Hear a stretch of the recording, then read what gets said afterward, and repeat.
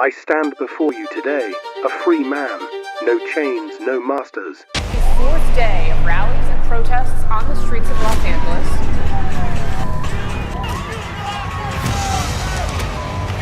It was a peaceful rally. What is going on right now is also peaceful. Here we are expecting rallies later on. When they show up, we gotta show up even stronger. In Los Angeles, there is a new crowd of protesters that has been building. CNN had it that these were rallies. Now they've become protests. I'm afraid that by tonight they become riots. If we don't have the ability to stand up... We talk about like the age of information. What we really are in right now is an entertainment age. They still want to shoot you. They killed Charlie Kirk. They praised it. They want Donald Trump. They want Chirachik. They want anyone they associate with the right. They want to kill them. They brag about this. They continue on with this. It's been over a month and they're still going on about it. At some point, you got to say, hey, maybe that's me too. Hello world champions, I'm John Ward, and today on Breaking News we are breaking the fake lie continuum. Get ready for 1.21 gigawatts McFly, because your mind is a boomer expat and this episode is the Bangkok Ladyboy Softball Club, and hardballs are also okay too, also that club. Sorry, we know good English. And what I mean by that is, not only is your mind about to be blown more times than a lead in a LeBron James Finals series, it's going to get blown in ways you don't want it to. A horror in the midst of which you will realize this is the real soul crusher. You're paying for it. A free man, no chains, no compromise, but it is a compromise nonetheless going to have to be made if we are to ever revamp and rework the system, ultimately in an attempt to circumvent any kind of violent revolution. This is the future. There is nothing left for us to do. They have taken it away from, they have stolen it from us. They are thieves. They have no idea what is coming.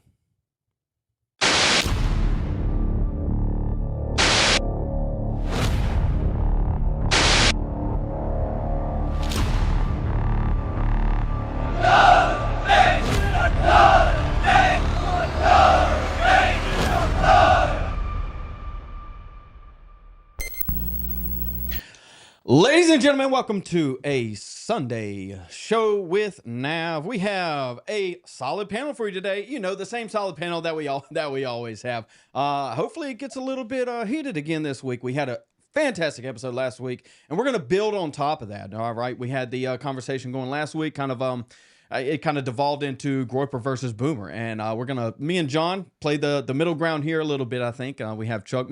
We need to get Chuck a friend in here. I think I have a friend locally that might be on Chuck's side. We can get on that one.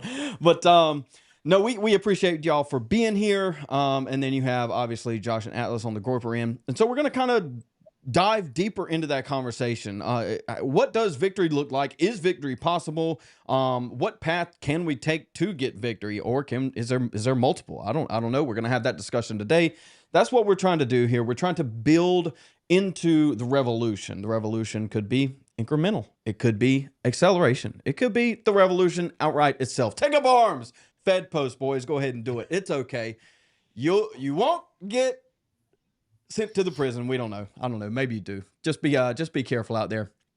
All that being said, all of our socials are linked in the description.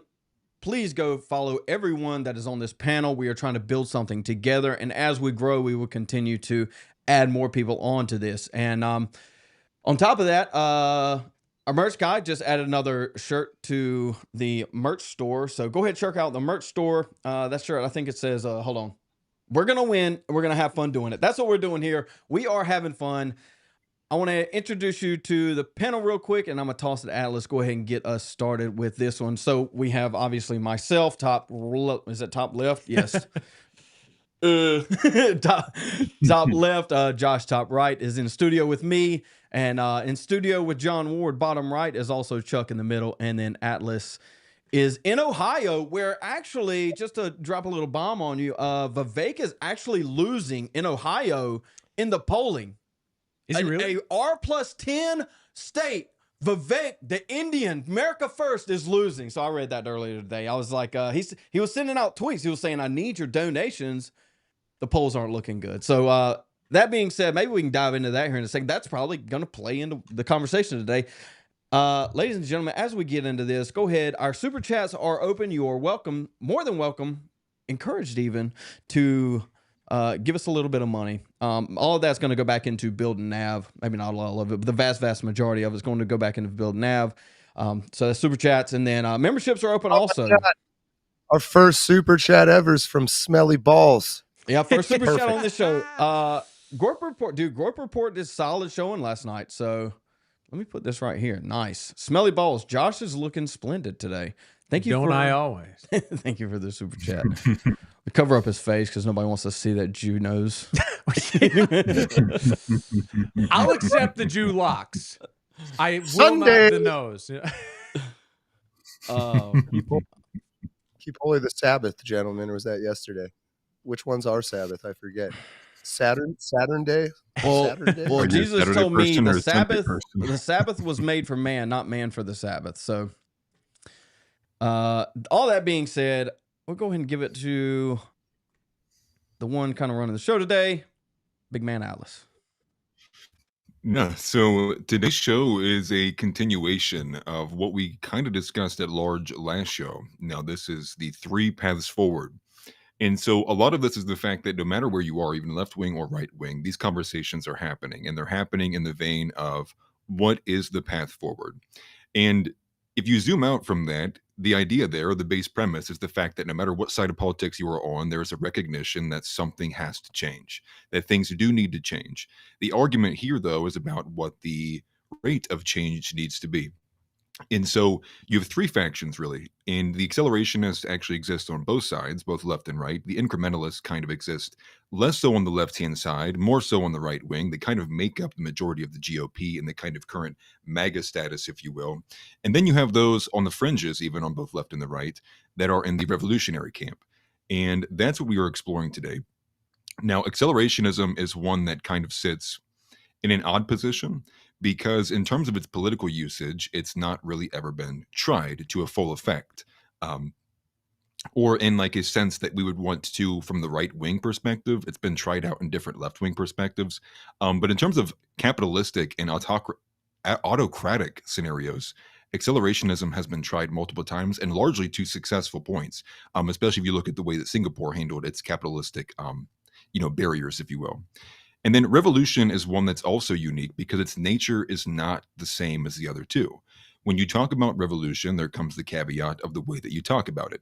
You have to talk overtly descriptively, because if you even begin to insert yourself as being someone willing to harbor and mantle up some of these ideas, you put yourself in a position to be basically censored, attacked, and eliminated out of the conversation. And so there's some unique elements to all of these.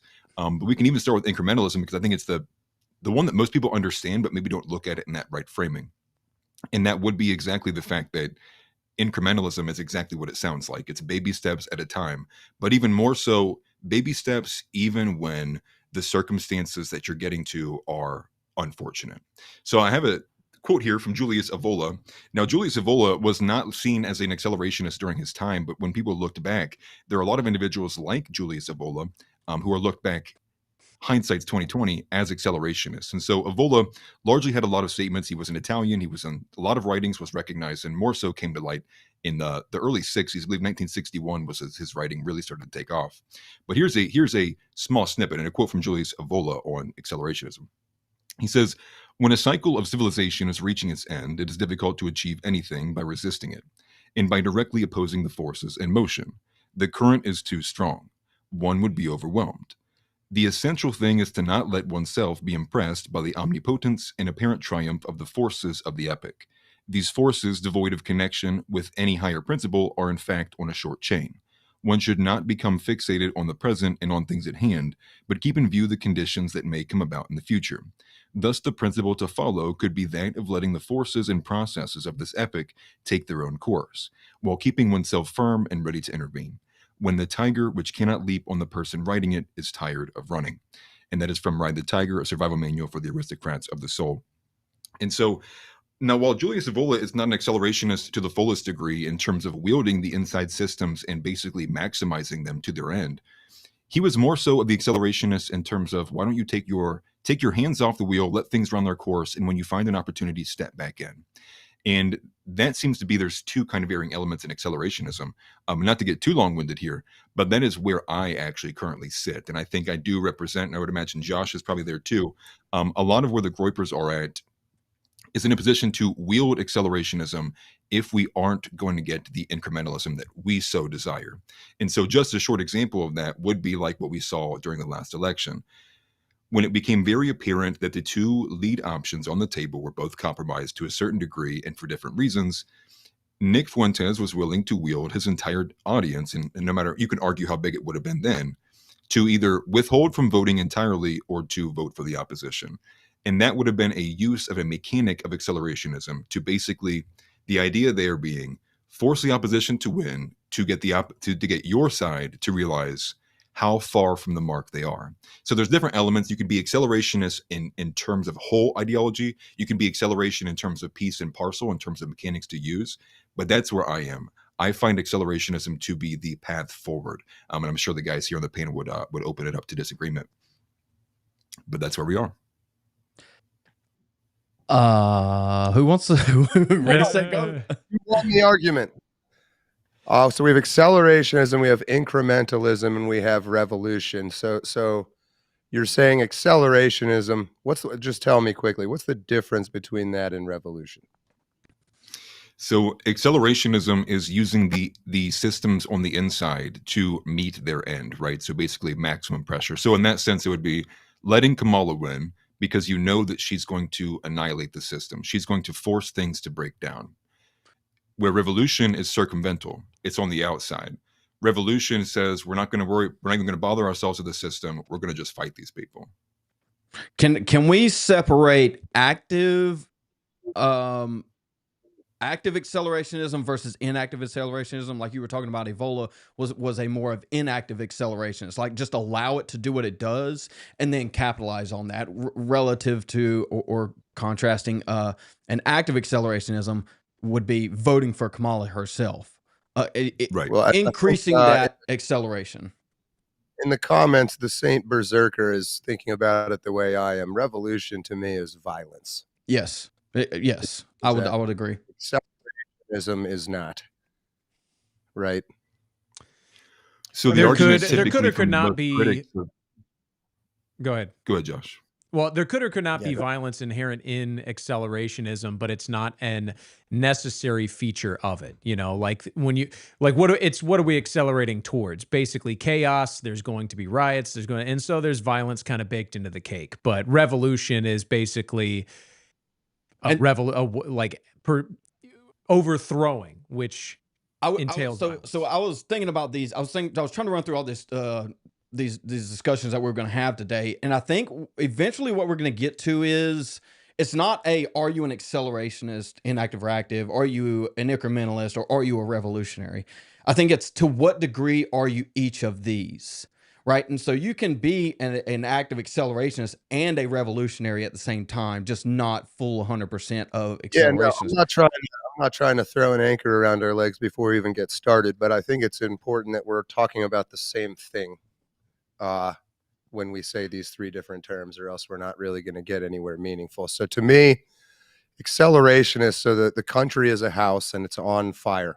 An accelerationist would throw gasoline on that fire because they'd say the sooner it burns down, the sooner we can rebuild it, right? That's part one. Yeah. Let me try.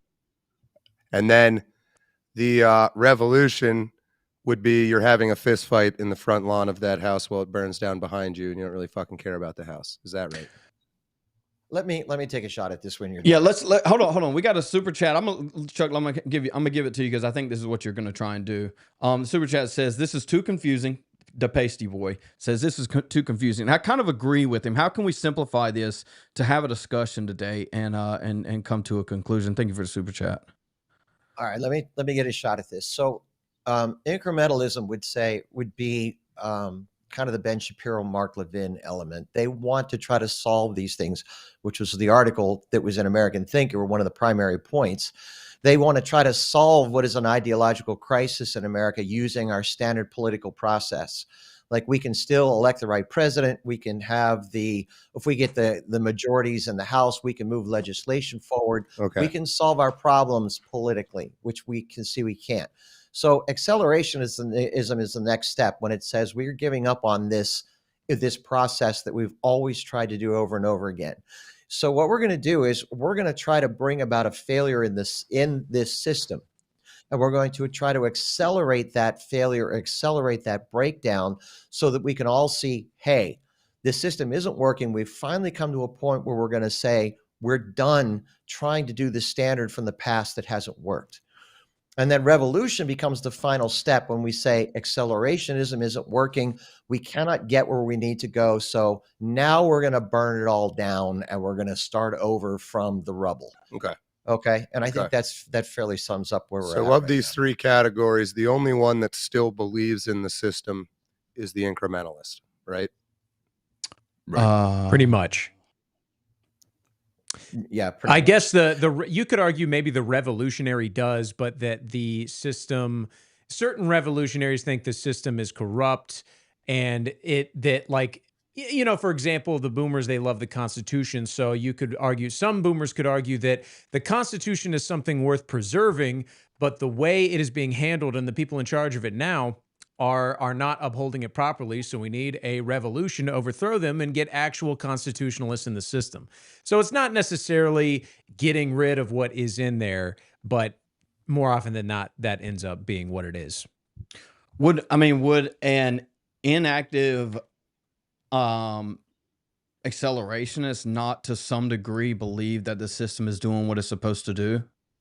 So that was my point I was going to add in here. That's the point of Ride the Tiger. So like inactive accelerationists are basically like, let things fail to a point, and then if you can find like obvious points to jump in and try to grab control again, that's kind of a bit more of the inactive accelerationism. It's like people aren't going to get it until things break down to this point, and then once they do, let me back in the house. Well, that would be a feature of the system, right? So if we ride the Constitution to the point of it doesn't work anymore, everybody recognizes that it doesn't work anymore, that would be a feature of the system itself.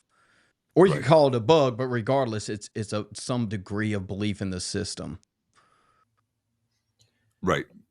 Okay. Exactly. This is the natural path that this document led you to, which is another discussion in of itself, right? All right. Can we lay out some groundwork on, I guess, where we stand, or I guess since we're taking this from like a Groyper and Boomer perspective, and then I guess me and John are somewhere in between. Can we lay the groundwork for Groyperism? Can we lay the groundwork to allow Chuck to lay his groundwork, what he believes, and then maybe me and John can weigh in on the back end of that, and then we can dive into this discussion. Let's do it. That's what I was figuring we would do. Would be a roundtable here. Let's do it. Where do people kind of align? Where are they? How much are they putting eggs into each of these baskets? All right. Well, you and Josh started off, Mr. Liss. Word. You want me to start? You go, Josh. You go ahead. Holy shit, man! Somebody control. I'm gonna get that crazy guy. Go ahead, Atlas, please, please. Are we good? Okay. No, we're good. I would consider myself to be an active accelerationist, and actually probably getting closer by the day to a full-blown active accelerationist. The way that and I wrote this a little bit later on in the solutions, actually, but I guess I'll pull from it now. The way that the Groypers kind of sit is kind of at the cusp, and I think the next year or two will really kind of determine what direction that will take. But that is the fact that there is this idea that there is this current kind of Groyperification happening to the GOP, and therein lies, if that is successful, if the Groyperification is successful, and say J.D. Vance, bends the knee, you see multiple kind of rhetoric changing. You can see people obviously moving and implicated to the Groyper demands, to the far right extremists, if you will.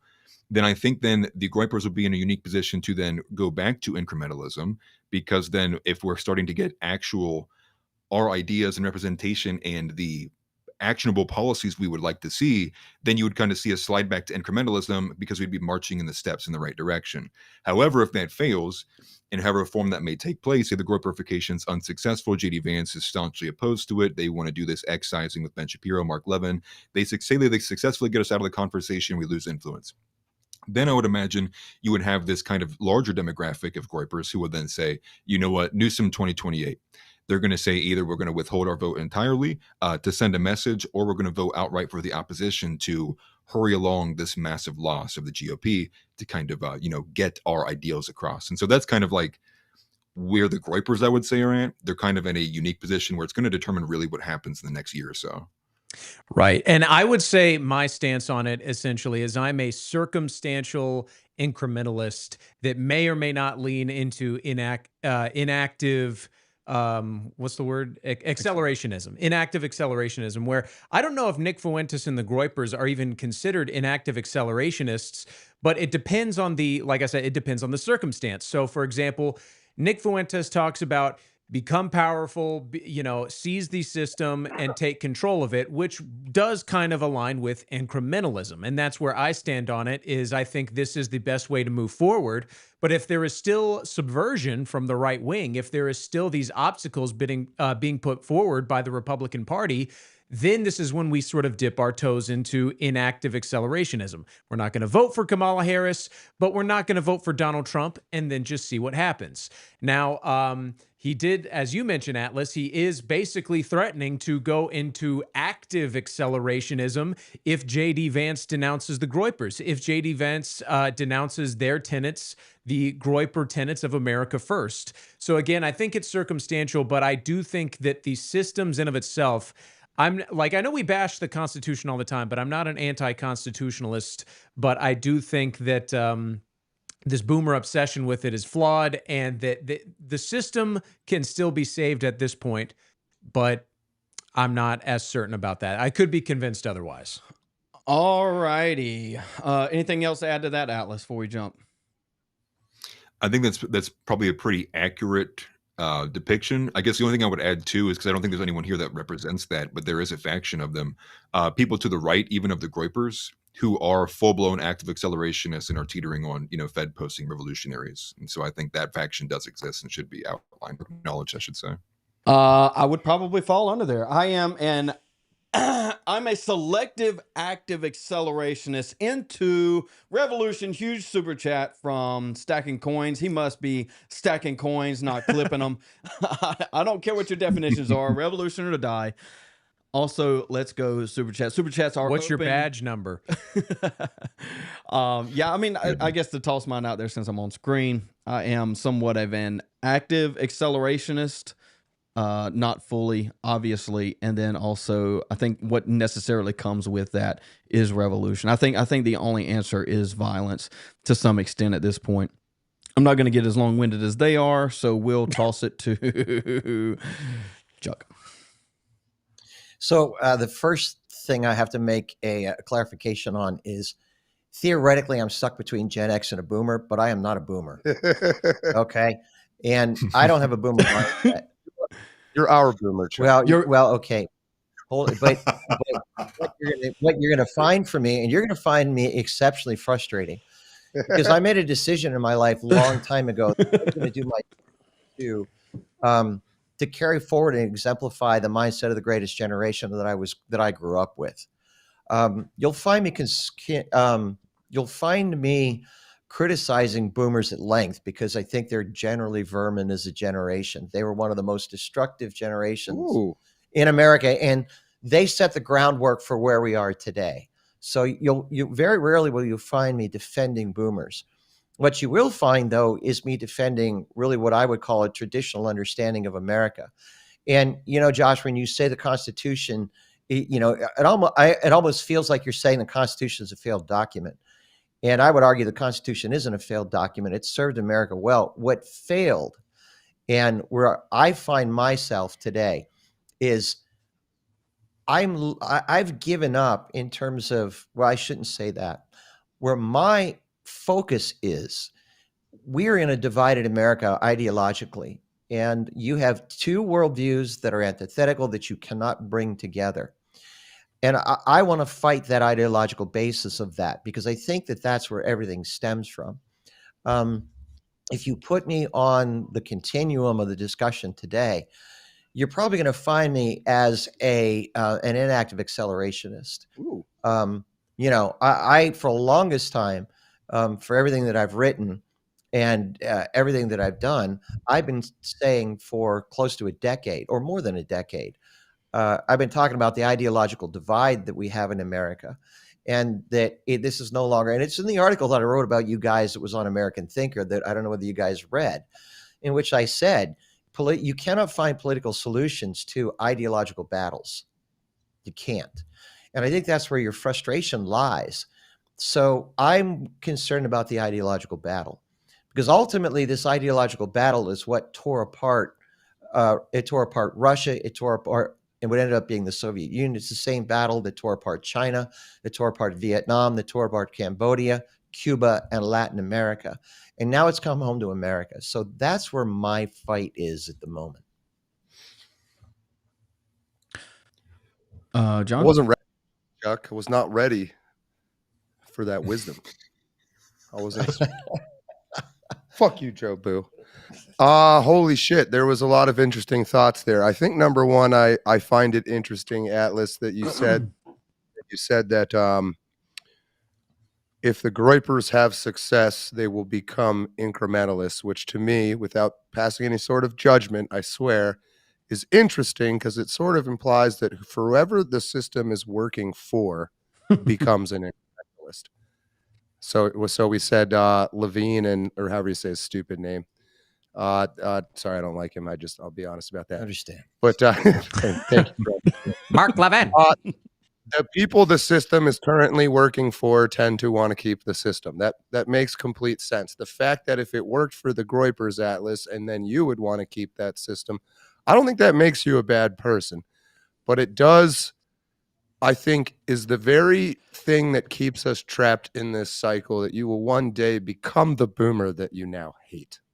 You will. Y'all do. We all end up being It's our like parents. Batman. It's unavoidable. You think it is at your age. You're like never going to be that. You're going to turn around and go. You're going to look at your kids and go, "Turn that shit off. What the hell you listen to that music for?" That's funny. Yeah, I mean, I get the interpretation. I think that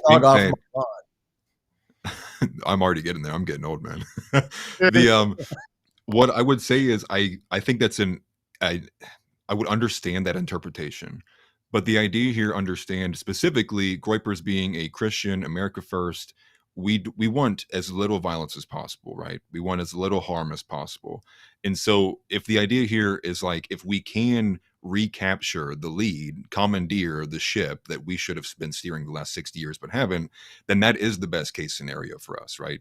Because accelerationism, the biggest critique of it is it's inherently unpredictable, which is why most people just kind of throw it and lump it together with revolution. Is because the majority of the time you're going to get extreme violence. You're going to get maybe an oligarch, or you're going to maybe get some kind of warlord. You're going to get something that you didn't want that will cause a lot more harm. But accelerationists go, well, we're already heading towards absolute disaster anyways. Let's exacerbate that while we're young and able, and let's get this taken care of. And you can find, writings like this, but a bit more revolutionary spirit throughout the founding fathers, right? You can find a young gentleman written across. You can find it in Napoleon, the apocryphal, quote, he wouldn't trust anybody on, over the age of 40. I think there's something that's kind of like, understood in a certain kind of younger generation when these kind of things are happening. Well, yeah, and I to be clear, I don't fault you for wanting to. If you have control of a system and you genuinely believe it's a good system, then why in the fuck would you not want to perfect it and keep it? I get that. I just think it's more a comment on human behavior that once you become in charge, you suddenly become an incrementalist. When you're young and not in charge, you're almost certainly an accelerationist or a revolutionary. It's interesting that Chuck, having seen how this all works, says he's an accelerationist, which is kind of surprising. So I guess I would say I am a revolutionary, although I think I'm doomed to fail. I think entropy is the dark god none of us will ever be able to overcome, the tendency of the system towards disorder. And I think that's kind of what Jefferson is talking about with the tree of liberty must be watered from time to time by the blood of patriots and tyrants. And I think that's what G.K. Chesterton is talking about, is if you want a white post, you must always be painting it white again. That's one of my favorite little parables that's more modern than the Bible. But, you have a fence post, it's made of wood, you put it outside and it's white.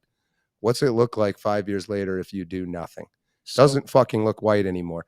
And Chesterton says that's pretty much the only argument against conservatism is if you want a white post, you have to always be existing in a perpetual state of revolution.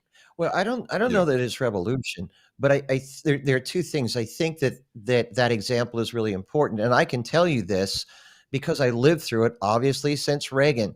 The problem with conservatives and Christian conservatives is that we believe that somehow, God ordained America, and America is going to remain America regardless of what happens because it was a Christian nation and God is going to preserve it.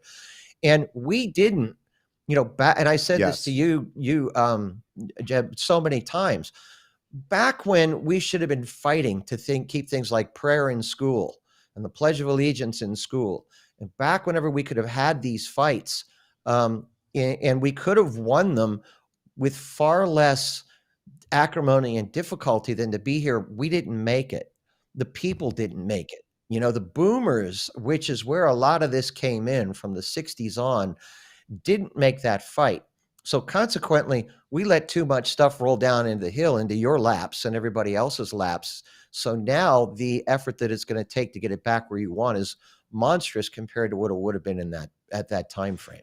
Well, and if I want to interject to something that John basically said, where he was talking about, basically those that are in power are incrementalist, but this is something that is not true of the Groypers, in fact, where Nick Fuentes talks about we want to take control of the system as it exists in order to reform it. Now, is this a revolution? You could argue about the definition of that, but what he talks about is that the system is as it exists, is in a perpetual state of gridlock, and this is basically intentional. So what we need to do, he proposes radical solutions like packing the Supreme Court, dismissing Congress, these sorts of things. That's what Nick Fuentes wants to accomplish, so that once power is seized, power is actually finally wielded to make drastic changes that we want to see in a short period of time rather than over long spans of time. Acquiring the power is simply the first step.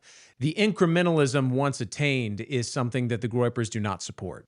And this is something that we're going to have to go through today. And this is the kind of a tactical question of how do we actually do this? How do we actually go about it? Maybe to tie this all together and we can actually dive into the tactics, how can we move forward if it is incremental, is that we, John and Chuck kind of mentioned that we are a product of our times. I mean, that's what it boils down to, right? Me and John are relatively in the same camp. Chuck's in his camp, and you have Atlas and Josh. Really, there's not much separating me and Josh and Atlas is a couple of years, but there's a vast there was a switch in that time going through high school that I just don't fall into that Fuentes camp as much as possible as they do. And so here I am. I don't think tactically incrementalism is the way to go. I don't think it's even possible. Like Josh mentioned a second ago, is that we want to acquire as much power as possible, and I agree with that. But the question is, we can't. How do we do that without already holding power? And that's kind of what John was getting at too, is where is the incrementalism when there is no power currently wielded? I guess is the question that needs to be asked. Tactically speaking, I guess we're all somewhat in an incrementalist camp. We're all somewhat in an accelerationist camp. We're all somewhat in a revolutionary camp. Maybe less so the Groypers, but it seems like we're all under the understanding that some of this, or all three of these options, four of these options, however you want to split it, is a viable way to the future. So I guess my position is, why not throw it at the wall and see if it sticks? I wanted to say one huge factions. Oh, go ahead, John. Go ahead. No, you go. I was kind of going to change slight topic. So if you're answering that answer, please. No, I'll directly give you an answer. This is the thing, right? So you have everyone here on this panel is of some degree, right? And I think John's the one maybe not didn't say, accelerationists, right? And so you would think then, so wouldn't the majority of the politics reflect this? And they don't. And there's two things here, right? If you look at largely into the evangelical crowd, which makes up a huge portion of what the current kind of mainstream GOP base is, they are inherently on both sides of the coin, selective accelerationists, right? They will throw up in their hands, similar to what Chuck had brought up earlier, which is this idea that, just give it to God. Don't do anything, just give it to God. So let things run their course because God's going to solve everything in the end. And this is kind of like a general idea that's kind of taken over huge factions of this populace, which is to, on both sides of the coin, whether left or right, to not do anything too radical. And the same can be said of the plan trusters, who are incrementalists but are largely attached to a specific crowd being incrementalist. And they are the ones who also push back too of any kind of radical change as well. And so you have to recognize there are factions that are basically they prevent the friction from starting. They kind of stand as these big barriers. One being the evangelical crowd for a lot of the Christian nationalist accelerationists, and the other just being general plan trusters who believe in AD chess and all that bullshit. Real quick, I'm gonna give it to Chuck. Yeah, I agree with Atlas. I think the white evangelical is, as Stephen Wolf puts it, the lone bulwark in American politics. It is the thing that stabilizes it. It's the thing that keeps the active accelerationism from happening, right? So if the white evangelical decided to just let it burn down inactively, just stop voting, then it would destroy itself on its face overnight, almost instantaneously. So, Well, yeah, to Atlas's point. Well, hey, and let me give you some statistics. Arizona Christian University did an analysis of Trump's victory. 78% of his votes came from either the evangelical community or biblically aligned, whether that would be coming from Roman Catholic tradition or Orthodox tradition or other traditions. And almost like 68% of Kamala Harris's votes came from basically the, what am I thinking of? Like the Presbyterian, the basically liberal Christianity, which is really no longer Christian any longer. So you're right. I mean, the evangelical Bible aligned vote was what brought Trump's victory, as close as it was. So to a large degree, if that did fall away, but you talk about just too in incrementalism, only about 60% of evangelical Christians voted, or biblically aligned Christians voted. If you had 70% or 80%, it would be a monstrous force that might actually make incrementalism move forward. And that's kind of where we are right now. That's not a vote for incrementalism as it is, but it's really just statistics to kind of give you an idea of the force that this is and where it sits.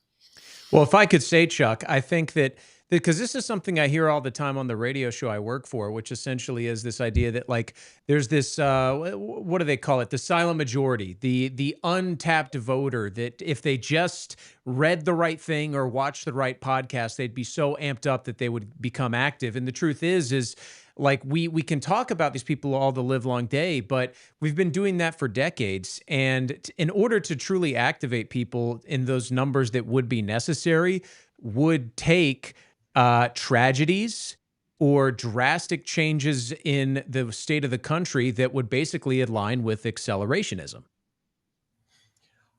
You know what? I hear what you're saying, and I think that as I had said before, we do if the right would just show up as they are registered, if they would just show up and do their civic duty and cast a vote, we probably wouldn't be in this position. And you have as I see it from your position, and you guys are from the Groypers, you have a decision to make as to whether you're really going to try to invest and do some educating to show people, like Atla was saying, we don't really want to go down this route, do we? If we could find a viable solution to avoid this, we absolutely would. So as part of that viable solution, trying to educate people as to why they need to get up off of their ass. But I think we have so much wealth in America, so much comfort. We've gone through so many generations of thinking we don't have to do anything, or it's all lost, that you may not be able to do that. And it may take that pain element is what really takes people to finally say, I got to get involved, until it really comes home and hits home for them, Right. And, I want to give you one example of what local politics was like. Everybody was up in arms whenever we realized that the transgender movement and critical race theory was in our school districts here locally. So right after 2020, people charged hell with a bucket of water, and they went out and they voted, and they got conservative members on school boards, and it lasted for 2 election cycles. This time around, wasn't even on anybody's radar, so what are you going to do? All right, I have Moon People. Go.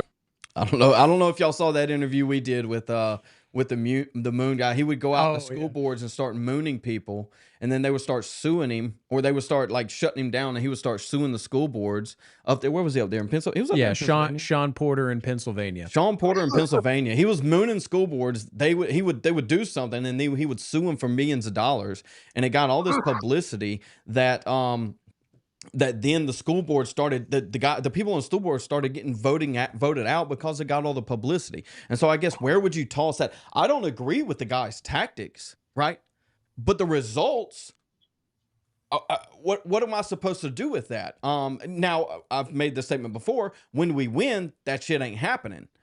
But we're not winning right now, and that is a tactic in winning. And that, I mean, that would fall under like obscure accelerationism, right? I don't know, but it kind of, to my point earlier, is, throw it at the wall, see if it sticks. Let's start mooning school boards. Josh, not me, you. Well, to be very clear, what Sean Porter said is, if you plan on doing this, you have to wear a G-string so that you don't fall into the lines of public indecency. That's something he learned the hard way. You remember that from the interview? But yeah, and that's I don't agree with the tactic either, but I think there's a point to be made about that, where it's like when our guys get in, you have to still remain active and make their ascension to power and the policies they enact make it easier for them. And when we lose and our enemy is behind the policies and is in power, you have to make it as hard for them as possible. You have to be being active. And I'm not saying go moon your local school board, but, do something. Don't just go vote and then watch the TV and find out where it's all headed. But you see, you hit the nail on the head. Well, you hit the nail on the head, Josh. And I think one of the things that is critical, and it doesn't matter what generation you are, is that if you want to even start with a new vision for people here in America, that vision is that they have to understand, because we're in an ideologically divided nation, that every day they wake up, they have to be asking themselves, what am I doing to move this fight forward? And some days that's being active. Oops. Other days it is, like I said, just save a freaking cup of change. We could do $1.2 million for our county alone. But people have got to be re-educated to understand that if they want to preserve America, they have to fight on a day-by-day basis. Like I said, some days are active, some days are not. But this kind of disengagement where we can go home and expect everything to take care of itself, that's crap that's got to end. All right, I got to jump in. I'm going to William Wallace everybody here and just create a giant stupid shitstorm if I can. Have you guys seen Braveheart at some point? I would imagine. He has a speech where all the Irish nobles, or Scottish nobles, sorry, are squabbling about what to do about the British, and he says, "You fuckheads are all so busy scrabbling for the scraps from Longshank's table that you're missing your God-given right to something better." The machine is, to me, not the goal. Control of the political or social or national, or whatever you want to call it, is not the goal. It is the machine itself that is the problem. And people talk about this stuff as though it's a computer, like it has meaningful fundamental units like transistors that take an input and then either give you a true or false output. The human machine's transistors are people. And when even you get your own people in there, this is all talked about in the Constitution, which is a phenomenal document, and I think a great work of computer logic, if you really want to think about it that way. What is a logical system using humans as units that can be as good as possible? And in that line of thinking, even they, well before computers were understood, said it doesn't matter what kind of system you make. There is no perfect system. And it's not because there's not a perfect logic. It's because of people. And I think you see a very large faction right now that is very into computers, that is actually well underway of solving the problem of people in a very scary way. And we call it AI. And it's all run by these guys that are like, man, my life would be a lot easier if these people were just transistors. All right. And so I would caution you, and feel free to disagree. I'll be done in a second. But you're sort of, in my belief, and why I'm not an accelerationist and more of I guess what we're calling a revolutionary, is that the entire way we go about governing ourselves is not working. And I think we also have to acknowledge at this point, something I would have never said 20 years ago, is that a lot of people shouldn't be involved. A lot of people should not have the right to be making decisions for other people. I don't know what the answer to that is. But just like how, a lot of the ancient Greeks flat out hated democracy, I'm starting to truly hate it and see where they were coming from. But this idea of like, if we could just get into that machine and become its transistors, everything would work out fine. It has never happened that way. And this is kind of Nietzsche, right? Is once you start looking into the abyss, it looks back into you. You will not, as much as you like to believe idealistically, like that is the solution. If we just could get control, we'd do it the right way this time. And people joke about communists always saying that because they're stupid and can't self-reflect. So I'm just saying that's not an answer, but it's a question to all of you. Are you pursuing control of the beast? Is it something that maybe you don't want to be in control of? Maybe it shouldn't even be here. Maybe we should be fighting against it. And Well, maybe there's could be my something. response. Good question. Oh. Let me toss it. I'm gonna Real Atlas, quick. I'm gonna toss it to you after this. Pull that up. GeoGasser says, with cars in politics, we can't move forward. Only the uncertainty of lawlessness would revert them back to factory settings. Why won't let me say women? YouTube won't let me say women. Oh, YouTube won't let me say women. Okay. He's arguing for repealing the 19th, it sounds like.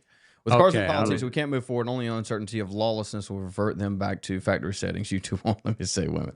Yeah. I mean, we could. That's definitely on the books to kind of discuss. Do we repeal the 19th Amendment?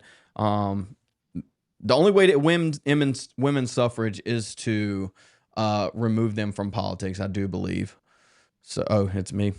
Sorry. Anyway, all right. But yeah, let me grab this other super chat. I go further than just women. I think a lot more than just women shouldn't be able to vote. To be clear, well, to stand you 100%. kind of just said that. John just said that. I would agree. I would agree with John on that. I think the solution to that, and maybe they can dive down this later, is the solution to that is an India type caste system. At a minimum, we need 2 tiers. John, what I'm saying, his head. None of those systems will work. It will never work, ever. Well, no system will ever work, I think, is your premise. That system won't work. Democracy won't work. Republic won't work, because all of those systems have human beings as their transistors. Well, let me. I got to challenge that. I'm not saying I want to live in an AI world. Trust me, but go ahead. Well, there are 2 things. You guys, by the time this really hits, and this is one thing you guys are going to have to deal with. This is a separate issue, and I'm going to go back to what John had said. That you're going to have to deal with the declining population and robots and AI, which is a brave new world that none of us really understands what that's going to do to us. But you're going to have to deal with it with the impact of all of that in 10 to 20 years. And there's no doubt about that. But let me go back to say, I want everybody to think at least about this much. Okay. And Zeb, when you and I had talked, well, even when I called the last couple of times, you guys look back to the 1950s and you go, a guy could have a job in a factory and raise his kids, and this was stolen from us. So can you look back in history at a time in America when America's system of representative democracy worked? Back when it was relatively homogenous and they could actually represent the people. They could actually, all right, it was but it wasn't totally homogenous. Here's 60s, where I'm going with. Early 60s, mid 60s. 50s, 40s, 50s, 60s, okay? When it worked. And even though we weren't a 100% white Christian nation, here's where I'm going with this, and this is what I want you guys to think about. And I'm going to tie this into what you did in the very beginning, Atlas. And it is because of we now have a worldview, an antithetical worldview, 100% embedded in this country, that this democracy was never designed for. The democracy itself is not, I would argue it's not necessarily failing because of the system of the Constitution. It's because it was never designed to deal with an immoral, irreligious worldview that has now got everything gridlocked. Because we didn't have that back in the 40s, 50s, and 60s, in the early 60s, and all of us would be happy to return to that situation. And here's why I think this is critical, Atlas, from what you read in the very beginning, and I caught a germ of it, and I can't remember exactly how it was worded. But the individual that you had read had said, look, you can talk about accelerationism and letting it happen, but you cannot lose sight of the optimal that is out there. That is what you are aspiring to, that you want to see happen eventually, that you want to get to. And that is the vision of America that you want to recapture. So that if that vision was what happened in the 40s or 50s or even early 60s, what I'm saying is that you can't keep this in mind. I mean, you can't lose sight of that fact that let's not just say the whole system is corrupt as much as it is the system has been corrupted, and we have to fight against that which has corrupted it. By what? What? Well, it's this other corrupted by what? I mean, well, I mean, it's the introduction of Marxism and critical theory, and which is introduced by what? Well, I would also add to that. It's not that it. On top of that, you would have to say which system can resist the corruption the longest, and I think that's kind of what John is getting after. Listen, the strength of a human system, of an anthropic system, as opposed to a computer one, is the proportion of its members that believe in it. Okay, John, take this super chat. This is yours. Where? Right here on the bottom of the screen. Can you see that? Ancient Greek system worked for 500 plus years. Only productive men contributed to leadership and selection. Yeah, it was men existing in their natural state, humans existing in their natural state. But again, I assure you that the vast majority, meaning a very high proportion of that Greek system, believed in it. And I think the United States system worked up until some proportion dropped below. It might be 80%. Pareto principle would be my guess. You get under 80% of people, or maybe it's 70, maybe it's 60, it starts to fall apart. Can I also add that the system must represent the people, not the people represent the system. What do I mean by that is the Constitution is the people. The system is the people. Correct. People. The government is just people. This is all just people. The Constitution is people. Revolution. We figured it out. That's the answer. Let me give you an example of this. So let's take a look at the. Let me toss it to Atlas here in a second too. He had a good Let me toss it to Atlas. We're gonna go to a switch over. Atlas, I'm gonna give you the super chat, and we're coming up on an hour. We can go ahead and switch over, and then continue the conversation on the back end of that. Go ahead and take this for me. Yes, from Sammy Shreds, $5. Appreciate the super chat, brother. He says it seems like accelerationism is just the precursor to revolution. Once the system broke down, violence would ultimately ensue for a time. And like I said earlier, that's the biggest critique people have against accelerationism, is the fact that it's inherently unpredictable. But I had a response actually way back to what John had put forward, which what I don't like is, because I'm a pragmatist, right? I'm a realist, so I don't like talking in vacuums, right? And so specifically when we're talking about the Constitution, we know the people who wrote down the document. We know they didn't intend for the document to protect Islam, a takeover in this nation, right? It's like we don't need to do all the hypothetical stuff. But larger, when you talk about AI, your own example with accelerationism, I mean, Peter Thiel is considered an accelerationist just in the capitalistic sense with what he's doing with AI. And think about that in terms of the broader sense, which is we already know the AI takeover is coming. So there's already an element of certain categories are being accelerated that we can't prepare for. And this is happening in the oversight of all these other categories failing too. And so I'm at the point, my argument would be, I don't think you can be anything but an accelerationist. You need to just figure out what side of the plane you need to be jumping out of when the thing hits. I think the idea that we can correct course to a certain degree that saves the system of what we recognize currently will survive isn't going to happen. That's why I say incrementalism from the Goy purification, because exactly what Josh had said, it would be massive reformation. It wouldn't be like small steps that like JD Vance wants to do. It would be major steps, but it would probably still fall under incrementalism. But you want to go ahead and move over to the second reading, move over to solutions? Can I give you one thing that you guys, you just really quick? With Mamdani's election in New York City, this is accelerationism actually happening, meaning you're going to see him create the system, and then you're going to be able to see the response to see what that's a microcosm of what you're talking about on a national level. Keeping an eyeball on that, it's going to give you an idea of how that actually might work long term. Right. And seeing how the GOP responds there. But New York City doesn't have a strong Republican presence there anyways, so I feel like that also might be a bad one to look at, because Silwa, I always forget how to say his name. He got like 2% of the vote. Like across all the categories, no matter what demographic, whether they're white, black, women, children, it was like 2%, 1%, 3%. He's struggled across the board.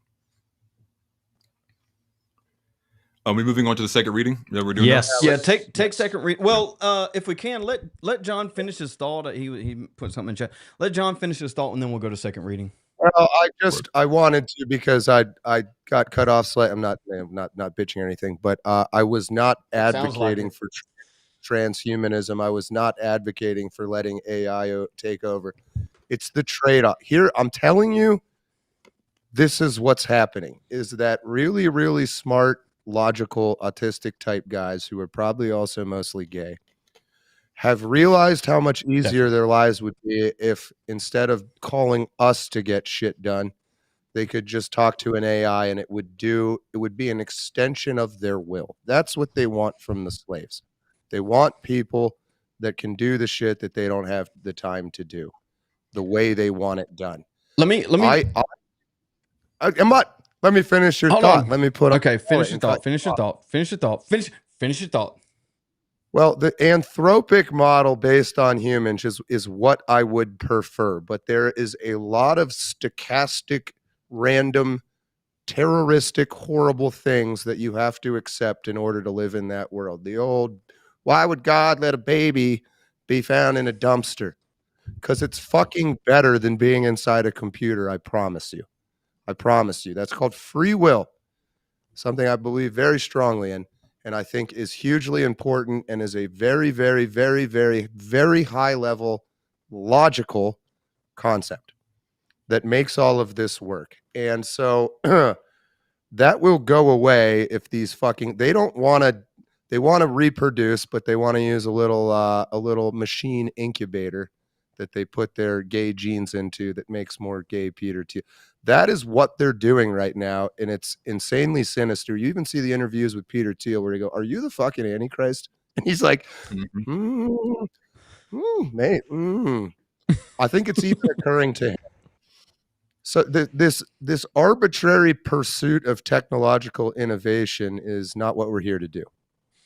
It's not what we're here to do. Right. Just to defend John real quick. I want to live in the messy, violent, stinky, animal, hairy, sweaty world that we're meant to live in and that we've been given. That is where I want to live. Just I guess kind of add to John is that, you're talking about the system is the people. I would also argue that the AI is the person behind it, right? We see that all over the place. They reiterate this AI as soon as it becomes what they don't want it to become. And so I think it's really involved already. It's at the dead internet and all that. Yeah, you see what a nightmare it's already become with just a minimal intrusion of automation. Because that's just not how we work. Go ahead. Sorry. All right. Atlas, finish thought and go ahead. Yeah, let me finish this thought. So it's like categorically across the board, the acceleration is happening, right? AI is just one element, and it's kind of in the mainstream because a lot of people just like talking about it, right? A lot of people are like going, "Oh, conspiracy, tinfoil hat, where's the AI coming?" But I think we all sit here and it's like, is it 5 years? Is it 10 years? We know it's coming. And I think hypothetically, if you know it's coming and you say you had a wrench in your hand and you look on one side, you have the matrix and everyone's plugged into a device where they get their biometrics downloaded every 2 seconds. Or on the other side, you see Adam and Eve. I mean, I think most of us would be inclined to throw the wrench in the system if you knew on the other end of that, you would go back to Adam and Eve. And the second thing too is, all of this kind of, this broad appeal to like, bringing back voting and incrementalism. I'm sorry, but like that died with Epstein files. There's no, like, you're not going to get people to like momentously come back to vote in the voting booths when we have this extreme, overhanging cloud that is this entire system, assaulting children? Is every single person here assaulting children at the behest of some kind of foreign intelligence or something along those lines? And that's what I meant with my statement, right? Like, if I can go walk into Queens and talk to some random black dude who don't know shit about nothing, and he can tell me who Epstein is, I mean, we've reached the mass peak point. And this is part of the reason why people can't get excited to go vote, is because there's this overwhelming kind of feeling that the people who are in those positions are disgusting, evil tyrants. And that's a hard kind of proposition to get people, up and out of their seats to go vote for. Well, yeah, that's a perfect example, because this is something I talk about with my boss all the time. And Zeb was talking with Rodney Berry on his channel for a Veterans Day stream about how, like, the number of young people buying houses and the number of young people starting businesses, more specifically, is way down. And that's because all of the risk and effort it takes to start a business, what's the best thing you're going to get? 100K, and then the government's going to take half of that. It's like people, their outlook on everything is so bleak. And it's fun. And because of that, basically the people on top, the oligarchy, they've created the conditions that have turned in their mind, the worker bees into these passive, docile, belligerent things. And so what's their solution? Not even to fix the problems they created, but to cover them up by just replacing everybody with robots. I don't know why I said it that way. Robot. I was going to say robotics, but it just came out that way. That's funny. You had fun emphasis on an interesting syllable. I had to throw in there for Atlas Thugged. Get some super chat, and funny then I'm gonna toss to Atlas for second reading. This is Donna Pappas. She says we need to strengthen our ethics laws. I think everybody on this panel would agree. The question isn't whether we should strengthen our laws for morality. The question is, how do we do that? It's the process of doing. What are the tactics? And that's kind of the discussion we're having today. Is that even possible? Through accelerationism, through revolution, or through incrementalism. Next super chat. Tech isn't inherently bad. Henry Ford is arguably the greatest modern tech driver, and he tried to reward his workers, but was suppressed by government and Jews. This is true. I think we should probably do. Actually, I mean that's a good topic for a video. Is Henry Ford, the assembly line, and driving the workforce through wages, and why wages have been suppressed since then. What 1919 I think was the actual year of that. 1914, 15, 16, 17, 18, and 1919 when he was sued by the Dodge brothers. But that's a good. We'll put that one on the list, boys.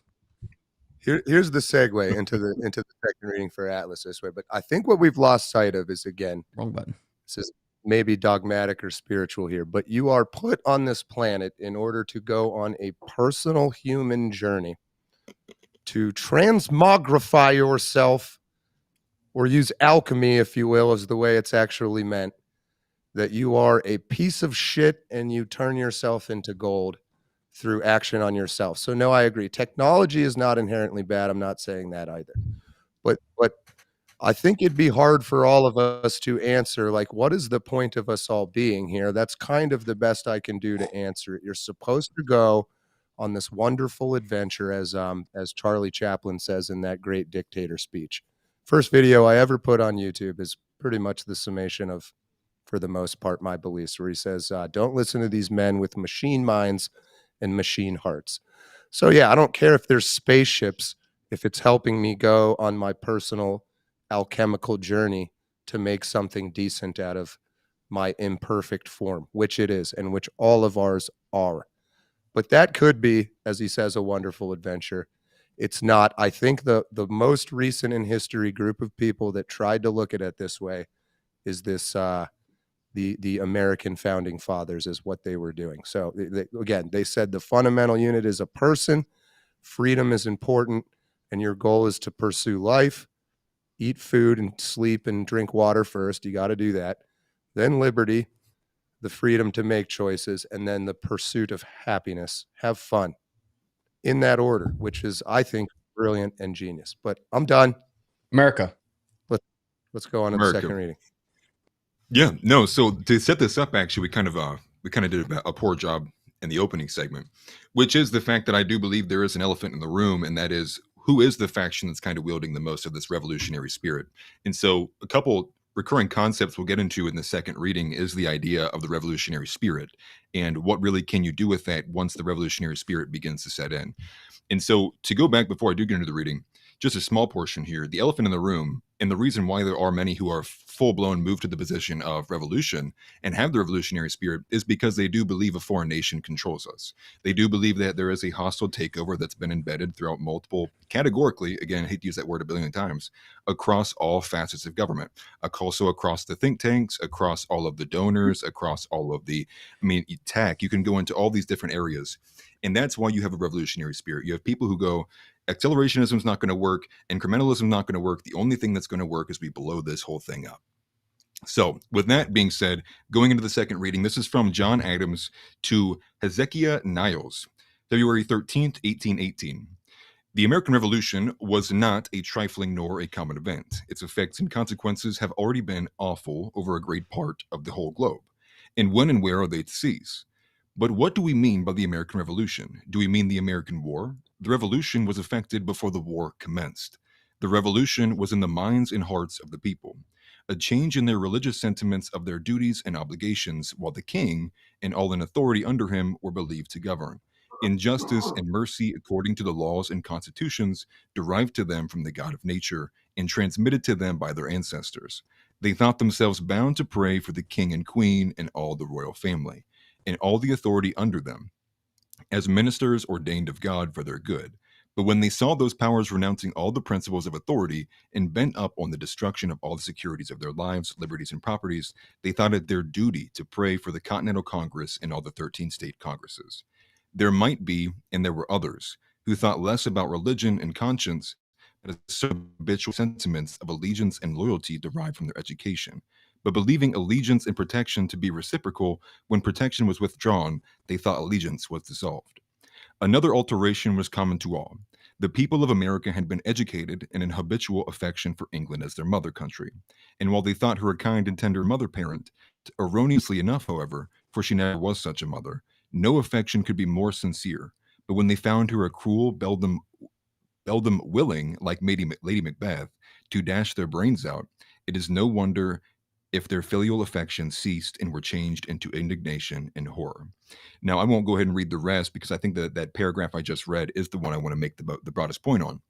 And it was as I was going through some of these writings from John Adams and the way he was talking about England and the way that the overall populace had once had great affection for it, and all of a sudden, in a quick matter of events, had immediately lost all of their favor for it, it made me draw the parallel to Israel.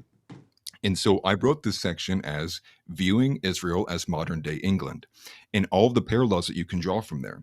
And all the parallels that you find, the people who oppose it the most are the ones who have the most revolutionary spirit. And it is a lot of these young gentlemen, as you will find written out through here. And I think the parallels are kind of concerning, if you will, but I do think there's an argument to be made that Israel is the modern day England. How so? I mean, England literally created the state of Israel. Are we going to? It is England. It's a comparison. Create a modern day Israel. That was a function of the UN and no, it was America. The Balfour Declaration. Yeah, Balfour Declaration, 1907. Well, the state of Israel began with the words, "Dear Lord Rothschild." It didn't become the functional thing until the post-World War II era. But hey, Atlas, which Germany and the Zionist Jews arguably both argued for and got on both ends. So how give me the evidence? How is Israel the modern day equivalence of England for us? Well, let me start here. Are you denying there's a large demographic of people who argue that Israel does possess an extreme amount of influence over this country and I don't commandeers give a shit America away at from its all. own And interests? I want evidence about what Israel's doing. I don't give a damn. 150 million people could believe that anything they want. That doesn't necessarily make that true. So I'm looking for the evidence. I don't care what people believe. I want to know the evidence and why all of a sudden Israel can be the puppet master of the United States. That's what I would like to know. Well, I mean, there's mountains of evidence. You just got to go looking for it. And we can start with the Epstein files if you wanted to. But the point All right, here was to make that comparison that the revolutionary spirit is settling in the younger generations because they do hold this belief. A country that has been educated over and over again, Israel, largely rising in evangelical, Sunday schools, they are now turning against it. And they view this to be the quote unquote mother country of America.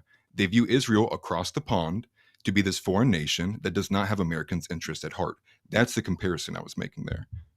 Now, if we want to well, argue control of Israel, we can. But the point being is like the reason why the revolutionary spirit is here is because that's the view and perspective of Israel in its relationship to America. well, people can. I understand what you're saying, but I mean, why? Okay, if Israel has no control here in America, why are people pissed at? Why are we focusing on Israel in Israel that has regard? control here in America. Like I'm not trying to argue about Israel right now.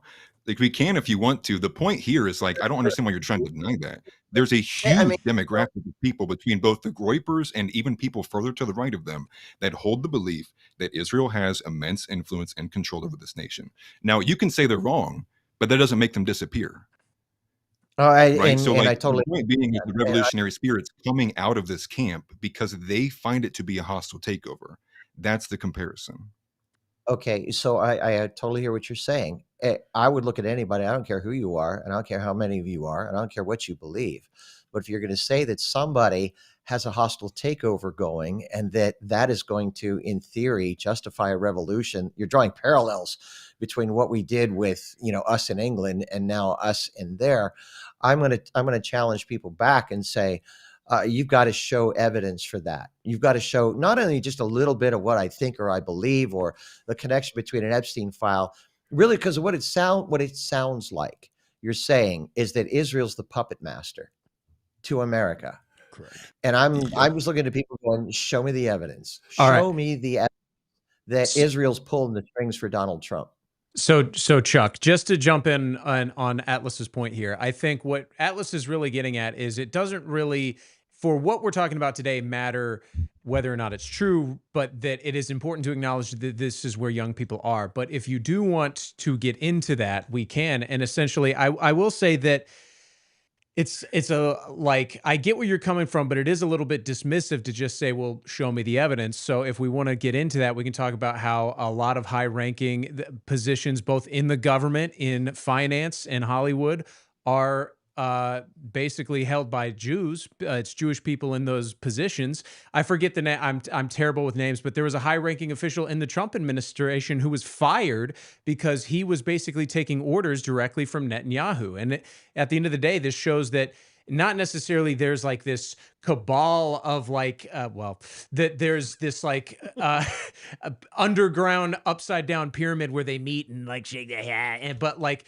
they talk to each other. They have a community and that they do wield power, but to what end is the concern in question. Well, okay, so here's where you and I can agree on. You could have Jews in there, but it's the degree to which they wield power and how influential is that power. And I think it's critical when you talk about this active accelerationism bordering on revolution. If someone's going to create a boogeyman here, if someone's going to create, wherever you're focusing that revolutionary spirit, you have a responsibility to humanity to make sure that those individuals are actually doing, and to the degree which you're saying they're doing, that you just haven't found convenient scapegoats for your anger and your rage. And unfortunately, you can look back throughout history and find that the Jews have been scapegoats for anger and rage, that when the dust finally settles and the ashes are sifted, that they in fact were not responsible for the very things for which they were there was genocide. Do you think it's possible that there is some credibility to what we are saying.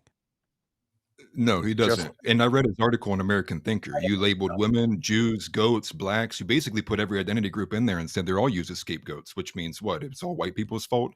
I thought your article was pretty obtuse, to be quite honest with you. And the thing is like, this is kind of the defining element of what this contention is here, which is I'm trying to make a point about a very real and objective thing that everyone can observe, right? The fallout from a lot of Candace Owens and her coverage of Charlie Kirk is because she's playing into the audience of a huge demographic of people who do believe Israel has an over amount of influence on the country. And the first thing you want to do is just stop the conversation from like and define points on Israel's control, which we can do that. I just didn't prepare for it, but I can go at it with you. The idea here is if you have a revolution on your doorstep from Gen Z and you don't know where it's coming from or why it's happening, and you keep trying to come up with like, well, maybe it's this region or maybe it's this reason, and everyone's telling you no, it is the overt and obvious fact that Israel cannot be criticized, Jews cannot be criticized, there's an overwhelming influence from the Jewish diaspora, there's honeypot operations, why is everyone in power married to an Israeli? We could go down the line bar for bar, but the point being is if the revolutionary spirit is set in and they do hold this belief that this foreign nation is commandeering American interest, the founding fathers wrote, once the revolutionary spirit sets in, it will not leave. It is unrelenting. That was my broader point with that.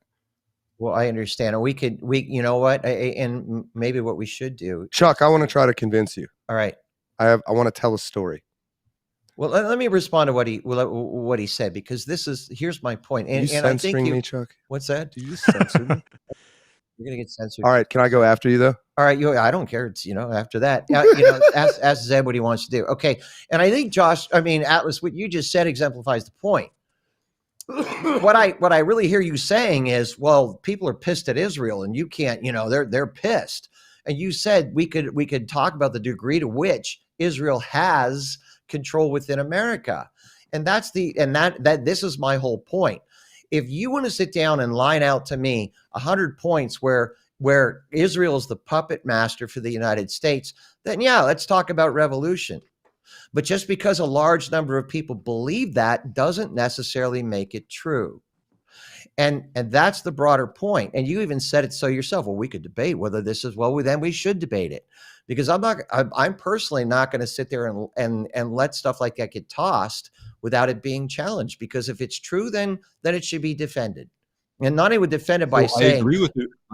I agree with that take. I agree with the take that just because a lot of people believe something doesn't make it true. I agree with that. And I'm just saying it because I obviously would agree to a certain extent with that crowd. But I guess my point back to that would be, in terms of the specifics here, you're asking me to present to you, and I would go back, why haven't you read Whitney Webb? Why can't you source Brian Dawson? Why am I the one having to come to you, right? It's like, to me, it's like there's obvious sources out there that you can go and find. It's that you've given them no credibility, right? So like, have you read the Blackmail series from Whitney Webb? Fair of you, because I could look at you and say, why don't you understand postmodern philosophy? Why don't you understand Marxism? Why don't you understand this? Because it's not in your wheelhouse. But if you want to send the sources to me, I'd be happy to read them. I'm not going to tell you that I am. All I've said to you is this. I'm not going to tell you that I am, and nobody would be read on absolutely everything. Send me the sources, and if you want to do that, hey, I would be more than happy to read these and talk with you. I think what I'm doing here is for me to be, I'm looking at you and saying, okay, and I've said this to you before, if you could show me the evidence that says, yeah, Israel is the puppet master, then it's revolution time.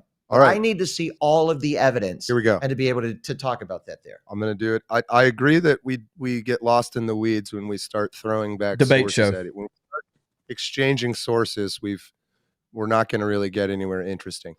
Here's the story, Chuck. This is facts, evidence, and people. And again, I don't think when people say Israel is the puppet master, they're not talking about an arbitrary line on a map that encircles an equally arbitrary area. It's not a landmass, it's people.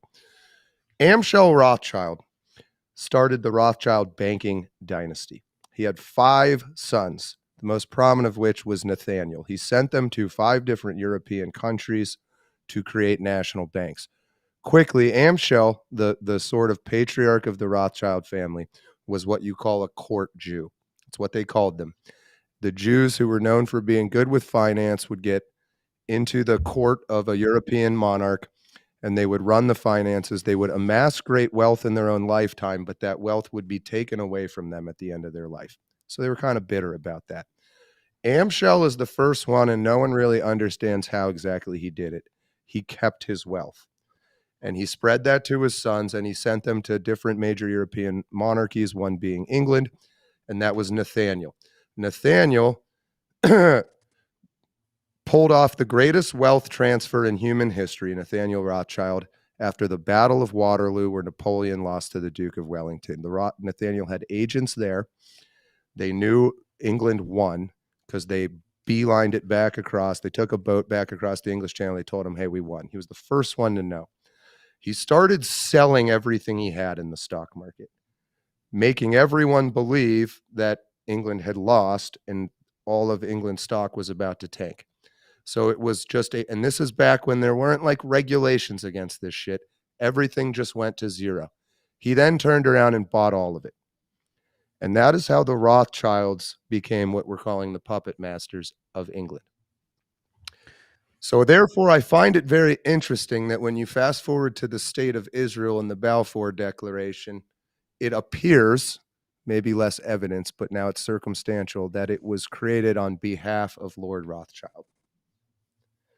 And so when someone says Israel is the puppet master, I think what we're really saying is the Rothschilds, or maybe a better way to say it is a banking cartel is the puppet master. Banks. That is sort of, and which happened to be very, very Jewish. Now, of course, we're not saying all Jewish people are bad. For me, it's Zionists and Jews and things like that are different things. And the state of Israel is about as useful to me as saying the state of Mongolia or the state of Russia. You want to understand Russia, you got to look at Putin. You got to look at people. You want to look at the United States, you got to look at the people, which is what makes it so common. So anyway, that is the story that we know is factual. The part is a little gray, is exactly why was the state of Israel created? Is it really a Jewish religious state, or is it serve some other purpose? But that is the story. I want to continue this conversation, and I want to guide it a little bit to keep within the theme of the show today. Let me grab these super chats, and then we're going to jump back into it. One is going to lead us into it if we can. Chuck's getting a little bit of hate in the chat. Nothing new there. GeoGasser says, boomer crystallized prefrontal cortex. Pasty Boy said, Chuck tossed, lol. I appreciate all the super chats, guys. Big Island Kabuto How much says, money I'm making? Listen, we're gonna win and we're gonna have fun doing it. So I think this is necessary, and I think a debate show between probably Chuck, Atlas, and we got a friend for you, Chuck, over here that we can get in studio. I think that would be good. I've got some reinforcements for you, Chuck. Don't worry. For Chuck. We're going to call them all in. Well, I can handle my own here, but that's good. You want to bring him in? That's fun. Chuck thrives on being the 1v3. It's all good. He enjoys it. There isn't evidence Israel controls the U.S. It says, brah. And then you got some fan service here, Chuck. Team Chuck from Pasty Boy. Let's go. Rooting for you, Chuck. All right, to toss this thing back, I guess primarily to Atlas, Josh, and Chuck, and we can take it from there. I probably need to weigh in a little bit more here, but this is a super chat that says, it kind of calls back to Atlas's initial point, his point is that we were wage slaves for England and now we are to Israel. I think, would you, yes or no, Atlas? That's kind of the point you were making. I mean, yeah. I mean, it's more so just that's like what people are recognizing it as, right? You're getting memes from people who aren't in politics. That's like, they're like, Mr. President, the Green Goblin just attacked New York City, and he's like, send 50 billion to Israel. It's like, you don't get memes like that when there's not a general sentiment of people knowing that like there's some clear and obvious influence, right, from like this foreign nation. And it's more so to make like, the across the pond references. It's some nation over there. They're not here. And it's just the idea of the recognition. And it's obviously it's coming. It's blowing up, the current kind of right-wing politics here. And my bigger point was just that, right? Like that's the view that most people have now. It's like this country has some influence over us, but why? Well, and I mean, we're all raising good points here, but I would hone in because John, he brought up Nathaniel Rothschild, the wealth transfer of England after the Battle of Waterloo. That is something you could even sort of hand wave away and say, well, that was a long time ago. Is that really indicative of what we have going on right now?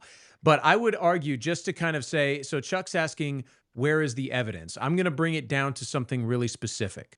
So Chuck, I want to ask you, does it not at the very least make you raise an eyebrow when you have Israel, whose entire existence, their security guarantee, and their military dominance in the region is completely dependent on the United States? Yet the president of the United States, Donald Trump, he ran on no new wars, and he says we are not going to invade Iran. Israel goes behind his back and makes the first strike, basically forcing us into a war with Iran. At the very least, does this not make you go? Sorry, go ahead. No, go ahead. Finish your point. Well, I was pretty much done. So can you define a war with Iran? Like how, when you say, how are we, like, are you saying the U.S. is in a war with Iran? Well, they call it the 12-day war. It was a war. It was an attack. They attacked Iran preemptively. There was a 6-day war that Israel had, and we weren't involved in that. And so I'm kind of curious when you have. See, wait, what? I think that's objectively false. Whoa. What do you mean involved with that? Wait, did we have boots on the ground? We in the 6-day war. We didn't have boots on the ground in the 12-day war. We provided the weapons. We bombed the facilities. We helped them win. Well, okay. We had an airspace over Iran. What's that? Wait, the 6-day war. An airspace over Iran. Are we talking about the same thing here? Hold on a second. Slow down. So let's take the contemporary issue. Okay. Did we have? Yeah, we did. And I'm kind of curious that here's what I don't understand about you guys. And this is where we are like so polarized. Let's take Israel out of the situation for a minute. Okay. Is it good for the world, period? The world. And that to think that we could live in such isolation that you could allow any nation, let's take Israel and Iran out of the equation. Let's just say country A, country B. Is it good for country B to say, I'm going to develop nuclear weapons and someday use that on country A? How good is that for the world's security and the United States security? What happens to the world if that happens, especially when the other country has the ability to retaliate? Chuck, there is you're avoiding the question. No, Chuck, I'm not I need an answer for this. Do you believe in the Second Amendment? Do you believe someone has a God-given right to determine and defend themselves from threats, foreign and domestic? Yeah, 100%. Yeah. So who are you to decide, not as a person not from country B, that you are going to impose then upon country B their inability to determine their defense to those threats? Because they're doing nuclear weapons, okay? And nuclear weapons are in a whole other category. What do you want, drugs? The entire world agrees that they didn't want. Nobody wants nuclear proliferation for this very reason. Are you telling me, Atlas, that we could sit here in America when they exchange nuclear weapons? When Iran says we get the bomb, we're going to threaten to use it. Are we the only nuclear power in the world? Huh? We're the only nuclear power in the world? Wait, go ahead. What did you say? Is the United States the only nuclear power in the world? No, that's my point. It's not the only nuclear power in the world. Okay, and the world. So what would we do? What would we do to a country that just happened to steal our nukes? Like if a country were to steal our nukes, like what would be the protocol for that? I love this. I love this example. Let's go back to the other point. Okay, the world that we exist in today. How is America's interest or the world's interest served if Iran develops a nuclear weapon and follows through on what was promised? How does that do anybody any good? And is that good for humanity? What was promised was we wouldn't pursue those things from Khamenei himself. Yeah, bullshit. Are They we were. using Iranian intelligence or using Israeli intelligence? You know what? The even all the data that we have, okay, all the data that came out throughout the entire world said this. What Iran said they were freaking doing. You believe Iran? That's amazing. There's nothing you don't believe this or that, but you'll take Iran at their word. Chuck, I'll even Iranian's extend word an over olive an Israeli. branch. I'll extend an olive branch because there's a lot of people on our side that say, "Oh, Iran is not pursuing nuclear weapons." I've even heard Nick Fuentes say that, and I don't agree. They are clearly pursuing nuclear weapons. I think that's obvious. But the point is why? And they are also pursuing peace. It was the United States and Iran were trying to come to the table. It was Israel who was sabotaging them. It was Israel. Listen. No. We need to go back to the nuclear weapons. The point being with nuclear weapons is they're a deterrent. Nuclear weapons are a deterrent. So what you're saying is some countries will forever be allowed to deter all other countries, and some countries will never ever get the chance to be able to deter other countries. There's clear and obvious. This is the rift, and Iran won't stop because it's basically all the countries against them telling them that they don't have the right to determine the defense and security of their own nation. I take Iran's defense in this. And the thing is too, Israel's not even party to the NPT. You're dead wrong. And here's the reason why. Because Iran said, you know what? Let's just take your argument for a second. Iran didn't want the weapon for deterrence. Iran wanted it to hold the world hostage and to threaten to use it on Israel, which they said that they would do. No country that has nuclear weapons today threatens to use those nuclear weapons in an offensive capacity. Well, come period. on. North Korea Israel does. What are we talking about? No, Israel didn't. Since when does Israel? All the countries that exist today, Iran was the preeminent country that said, when we get this, we will use it. We want to wipe Israel off the map. And that's not a deterrent. What's the Samson option? Doing that 4 years ago. What's that? North Korea was doing that constantly. Well, and you know what? If we had the opportunity to do anything, the only reason why we didn't do anything to North Korea is because they exist under China's umbrella. Okay? And no one wants to rattle that cage. So that's why, and what we've always hoped for was that China was going to keep them under control, which they haven't. No one likes what happened in North Korea, but the issue with Iran was the world community could do something like that without having to incur like China's wrath on the situation if you took matters into your own hands. If you want me to, we could just put these cards on the table. I do not. Hey, you want to talk about a community that allows itself? You want. It almost seems like you guys want Israel wiped off the face of the map, because when you say, Atlas, do you believe in the Second Amendment? Sure as hell, we all do. But if you were living in a country like Israel and you had Iran sponsoring things like Hamas and Hezbollah, okay, and all the other proxies that they have. What's that? Who funded Hamas? Yeah, I was gonna say. Okay, so we're getting into this. It's just going to be exchange of things that we say to each other. That the other do the Israel thing. Atlas is referring to the fact that Israel funded Hamas almost entirely, which is true. But we're just going to go in circles here, jerking each other off if we keep arguing about these things. I think we need to exchange. Go Epstein Island on it.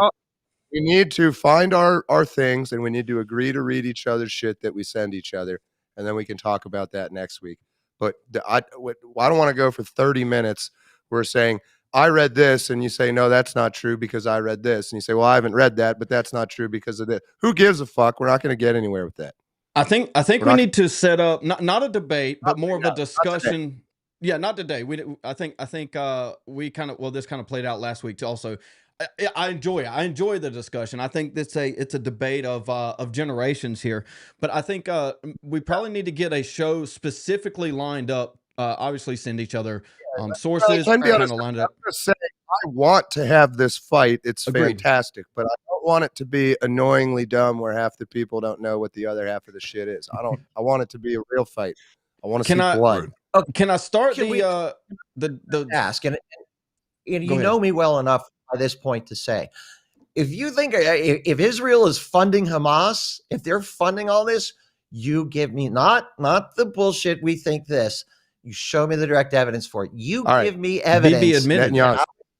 Yeah, and I will respond to that. He said he did. Okay. Anyway, all right, Netanyahu's, all right. We'll get sources together. We got to get the sources. Yes. We'll get sources together. We'll send it to everybody. I mean, I mean, we're debating in good faith here. I think this is a good discussion is in good faith, and we should at least take with a little bit of authority from whoever it's coming from, any of these panelists, that it more than likely is true. I think that would be a good position. Let's get 80%. Let's 80% true. GeoGasser funding NAV solely. So go. What Chuck say? GeoGasser is the Sisyphus of this whole operation. He's carrying NAB. We appreciate it. It's going to go to good use. We're building something for everyone. GeoGasser, his last one was Pakistan and North Korea. Fine, Iran. No way. Not Iran. Not Iran. He's right on that one. Netanyahu told us under oath they would use WMDs on us. Please listen to Jeffrey Sachs. Yeah, I think this is definitely a conversation that needs to be had. And we can define that later. I want to get kind of back within the guardrails a little bit. We can maintain this conversation, but within the framework of, let's assume that there is an elite class that is not America first, or doesn't really care about Americans. They only care about their own pockets, and maybe foreign governments if they're dual citizens and things like this. Back on this revolution, accelerationism, incrementalism discussion. If we have no control of our own government, if our government is not that don't care about the American people, I think on some level we all agree to that point. The question is to what extent. But if the government are elitist, disassociated with the American people, they don't represent the places that they come from, much less America as a whole. What do we do about that? Let's talk about kind of tactics and how do we move forward with that. I mean, as a baseline, can we be incrementalist? Do we have the time to be incrementalist? I think is a primary discussion that needs to go forward versus this incrementalism versus accelerationism. Do we have time to be incrementalist? How long is that incrementalism going to take? I mean, it took them 40 to 50 years. Is it going to take us 40 to 50 years? I don't even think we could do it that fast if we did. Atlas. How long did the Reconquista take? What's that? Like I said in the preamble, I don't think anyone here, even the Groypers, are like true incrementalists, where it's like simply win elections and then do what we've been doing this entire time. The goal is to seize power, and seizing power means many different things. It's not simply getting our guys in office, it's getting the right guys in office, because like when we think of incrementalism, we're always thinking about essentially our guys get in and they deal with the cards they're dealt. And it's basically this tit for tat stuff to preserve the system, to preserve the democracy as it currently exists. Nick Fuentes's and the Groypers' goal is essentially to get our guys into power, to create a network of power, not simply in office, but in the medical field, in the judicial branch, and all these sorts of places, to create a net.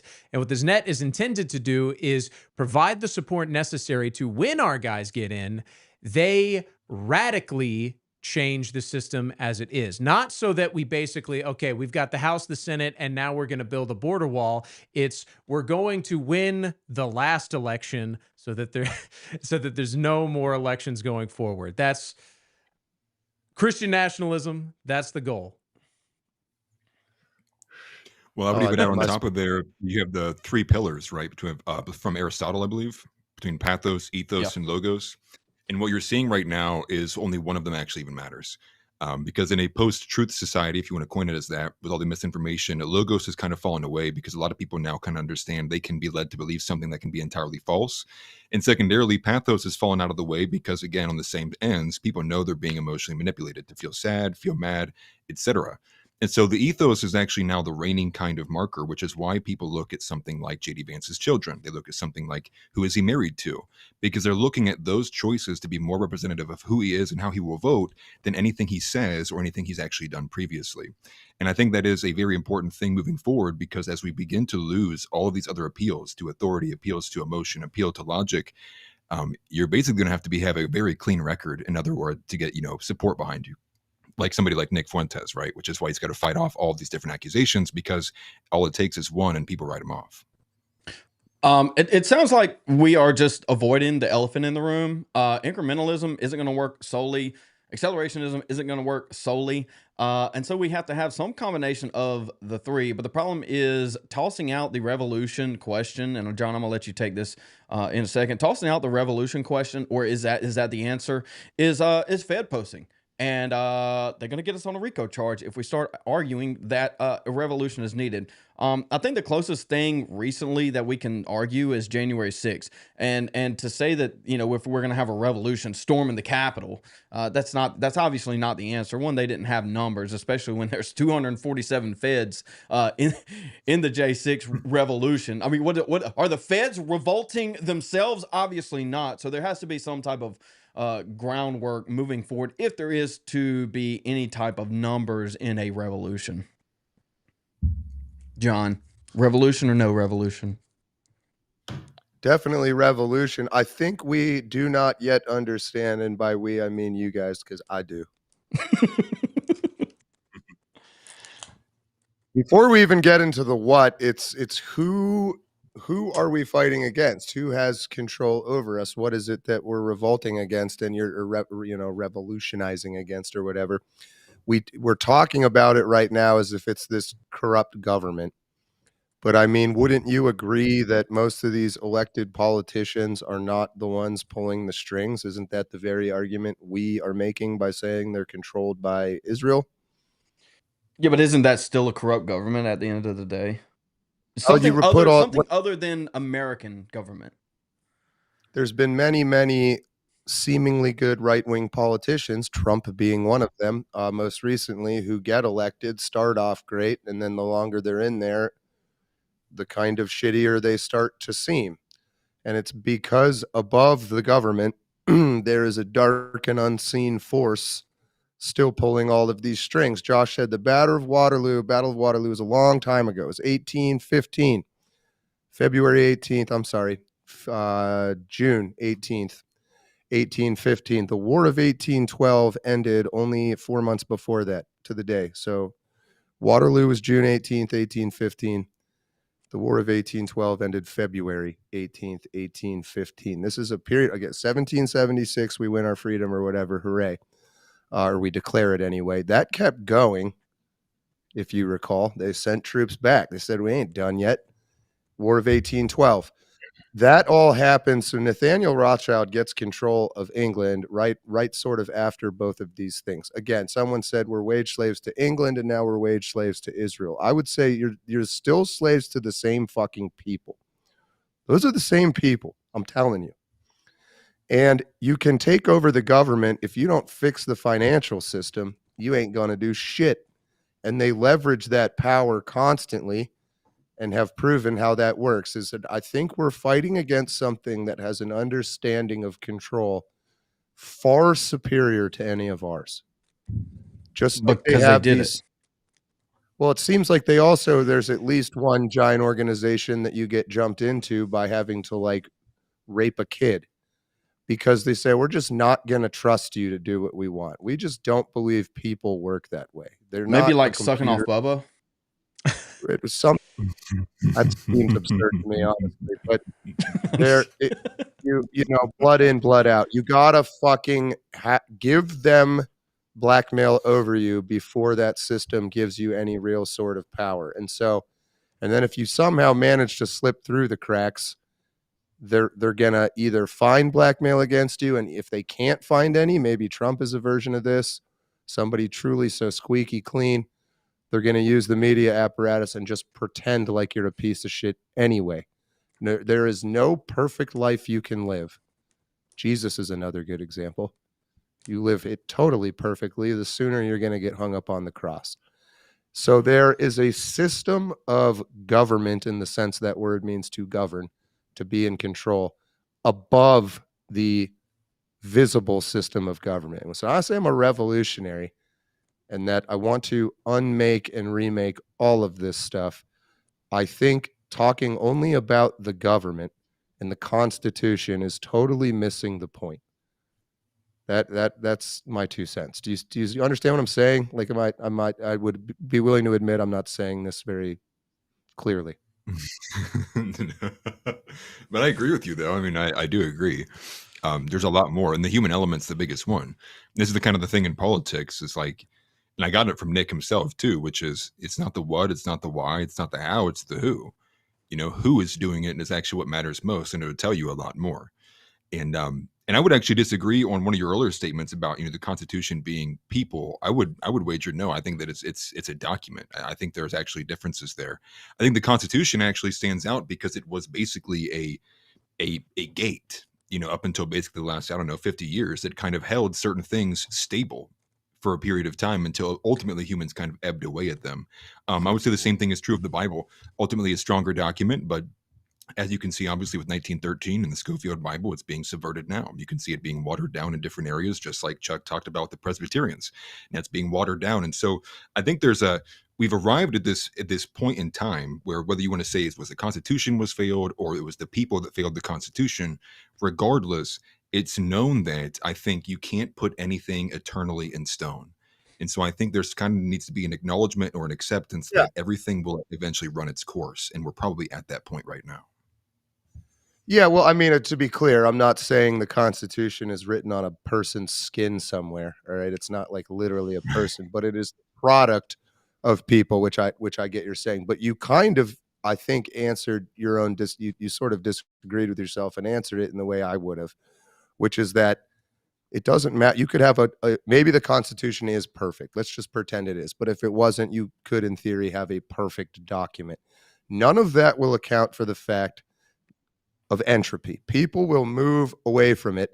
And you said the Bible, same thing. Chesterton has another good quote. The Christian ideal was not tried and found wanting. It was found difficult and left untried. And you know what? That's the point right there, Atlas, is that Schofield Reference Bible is the Schofield Reference Bible. It's irrelevant within the context of history, of the history of Christianity, particularly in light of who God is. And the issue today is that people simply find Christian. I mean, you're entering into, well, I'll backtrack and say, I don't think the Constitution didn't fail. I think what failed is people's belief in the principles that bound us under that Constitution. And the fact that we're living in a post-Christian world. Half of America is post-Christian today. And that's what I meant by the power of an anthropic system is the proportion of people who believe in it. Like Atlas, you said, people move away from the Constitution, that system will lose its power, and it has, like you're saying. Well, I want to ask Atlas a question, and Josh in particular, because you guys, we keep talking about wanting to break the system, reform the system, and get power. Okay, what's your vision once you get that power? Or if revolution, what's your vision? What ideals are you going to hold to? What's your ethic? What ethics are you going to hold to? What are you going to ask the country to live to in terms of changing their focus right now? Because until you talk about wanting to change the system, when a reality is what you really need to do is give the people who are disillusioned a vision that they need to move forward to, that they are ultimately going to embrace and live once you get what you want. Well, what's that going to look like? And what's it going to be based? I'm a bit more authoritarian than that. I actually don't think that we would ever, like, I think if you constantly give women the vote to repeal the 19th, they'll never repeal it. But we know what would help would be repealing the 19th. And that's just a shorthand kind of example. I would say no, like authoritarianism in the sense that I think people are kind of asking for a king. They're asking to go above and beyond the people's consent because we need action immediately, fast, and it needs to happen. That's kind of my position on it. In terms of like, what do I specifically visualize? It would be Christian nationalism. It would be return to tradition. I think arguing over the schisms is probably going to be something that would have to be tackled sooner than later. But it would be simply that. It would be returning to God. It would be putting Christianity back in the rightful position it should be in as the underpinning of all of the morality of what America is. But I think in order to do that right now, using democratic processes in a country that is like quickly not, becoming not white, not Christian is just idiotic. We'll never achieve our goals that way. And so, like, to me, it's like there is some level we have to circumvent these kind of tried and true methods. And I would argue back too in the Constitution, which is like, it depends on its framing. Like, if you framed it as, say, the founding fathers, just as a framing hypothetical, but say the founding fathers were going to make the Constitution and you want it to last 500 years. Well, by that metric, it failed because it didn't last longer than 300. So I guess it depends on how you would frame what the Constitution should have been, and some of those points are arguable. But I would wager, regardless of who you want to pin the blame on, it has failed. The American people in America has failed to continually represent what the founding fathers established it to be, and I think that's just subjective. Yes, and I would piggyback off of that and say that basically the openness that we've allowed has basically allowed for other nations, other peoples from other nations to infiltrate our country and turn it into an economic zone. And maybe not you, Chuck, and probably no one else in this chat is basically we're of the mind where we're being sold this bill of goods where it's like, well, financial prosperity is what America has always been about. That's why the people left England, because they wanted to make more money, which is not the case. No. And it's yeah, we're on the same page about that. But essentially, it comes down to the radical change we want. This is why I don't think anyone hears about incrementalism. Is to be more specific about what is the new American vision. I'm okay with something along the lines of a monarchy, and we can get into the specifics of that maybe at some other time. But I do think one of the advantages of a monarchy over a democracy is when things are going right, you have someone to praise. And when things are going wrong, you have someone to blame. The problem with our system now, and I'm not saying get rid of the courts, I'm not saying even get rid of the vote to a certain extent, but the problem with what we have now is to hold anyone accountable, you have to hold everyone accountable. The power is so diversified, the power is so spread out. For you to say, okay, we had this problem, go to the secretary of whatever. And they say, well, I couldn't do that without this guy's permission. And he said, well, I couldn't do that without the consensus. And so basically for you to hold anyone accountable, you have to hold everyone or no one accountable. And so what are we going to do? Overthrow the entire government? Obviously not. So at the end of the day, what happens? No one gets punished, and therefore nothing ever changes. And that's by design. Okay, so yes. let me from somebody who lived through what you're talking about, who watched the proliferation of government. I'm old enough to remember when America was still felt quite rural compared to what it is today. And we allowed government. There has to be, here's the part of the conundrum. Okay, Josh and Atlas in particular. You're not going to want to plow your road out front. You're not. You're not going to want to build the street out in front of your house. You can't. There has to be government on some level. There has to be this. Or maybe we don't need roads. Well, or you don't have roads. And then if we didn't have roads, we wouldn't exist. So my point that I'm saying is that we allowed this expansion of government because we thought we could all stay home and the government would end up taking over a lot of the things that government has to do in order to take care of us and provide for America. But then it gets out of control. And the point at which we should have stepped in, we didn't, because Americans didn't think they needed to get involved, period. So as you move forward with this, you're still going to have to, like, this concept of monarchy is fantastic when you have a good king. When you have a bad king, no freaking way. And if you think you're going to wrestle the power out of a king's hand, remember that we were showed how difficulty that was way back when. I would say it's a lot easier to pull the power out of a king's hand than it is the bureaucracy's hand. So what if we have a bad bureaucracy, which we obviously do? And so now we're having this discussion of how do we get that back? And I think the conclusion is it's near impossible. I mean, the bureaucracy is, in a sense, a king that has evolved to be immune from blame. It's decentralized. A douchebag. What do you say? Well, there's just somebody in the chat. Let me say this. It's easy to overthrow the king when you have control of the military. When the king has control of the military, you ain't overthrowing anything. That's actually a great point. Almost every powerful you guys are making military. You guys are making a lot of assumptions that the world is going to be a certain way when we get there. And I'm saying I think that a lot of those assumptions aren't as realistic as you think they are if you're not able to convince the bulk of the country in the vision that you're casting. The problem with the system is that we have to convince the bulk of the country. At the end of the day, you're never going to get 300 million people to agree on anything, even if they were white Christians. You need a centralized power structure.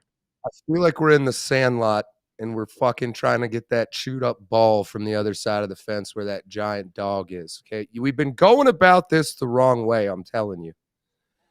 You don't make a system and then convince people to believe in it. You look at what people believe and then make that system. And that's the point that I'm making, is the vision that you have to cast, because I understand what you're saying. I don't think there's any way, given especially the fact that you've divided the country halfway down the middle, that you're going to be able to infiltrate these systems. Remember how long it took for the Long March through the institutions in America, that you're going to be able to get your Nick Fuentes, get the people in power in those areas at any speed to accomplish what you want to do. I don't see how that's even feasible within generations. And we've talked about that before. Which is why I'm an accelerationist. I completely agree with you. I don't think we have enough time, and I don't even think it would be worth it. I don't think trying to hope on the march through institutions that, just so happens that you'll be in the right place at the right time with the right judge, with the right person pinning you in, and you're not going to get your group chats leaked given the certain political climate. The more I think about that, the march through the institution, I find it to be a waste of time or waste of resources. But the founding fathers didn't have the majority either, right? And revolution in itself is unique in its nature, and everything does seem impossible until it isn't. And I would say to put all of these kind of known commodities out there, when you know that every time you enter a new generation of warfare, there's typically always some unknown factor that's not being talked about. Not to say that people should try it, obviously, but to say to write it off as impossible kind of goes back to the saying I hear all the time, right? Tanks can hold streets, but you need boots on the ground to hold street corners. And I think there is a certain element where, given the nature of the United States and 300 million guns across America, there is a uniqueness to the position America is in and the way that they possibly could hold out. Maybe it would be an Alamo situation. Maybe it would be very, very loss of life. But when you know that what's on the other side of that is an AI takeover with sex robots and your president is blowing Bill Clinton, it's like, who wouldn't throw the wrench into that system?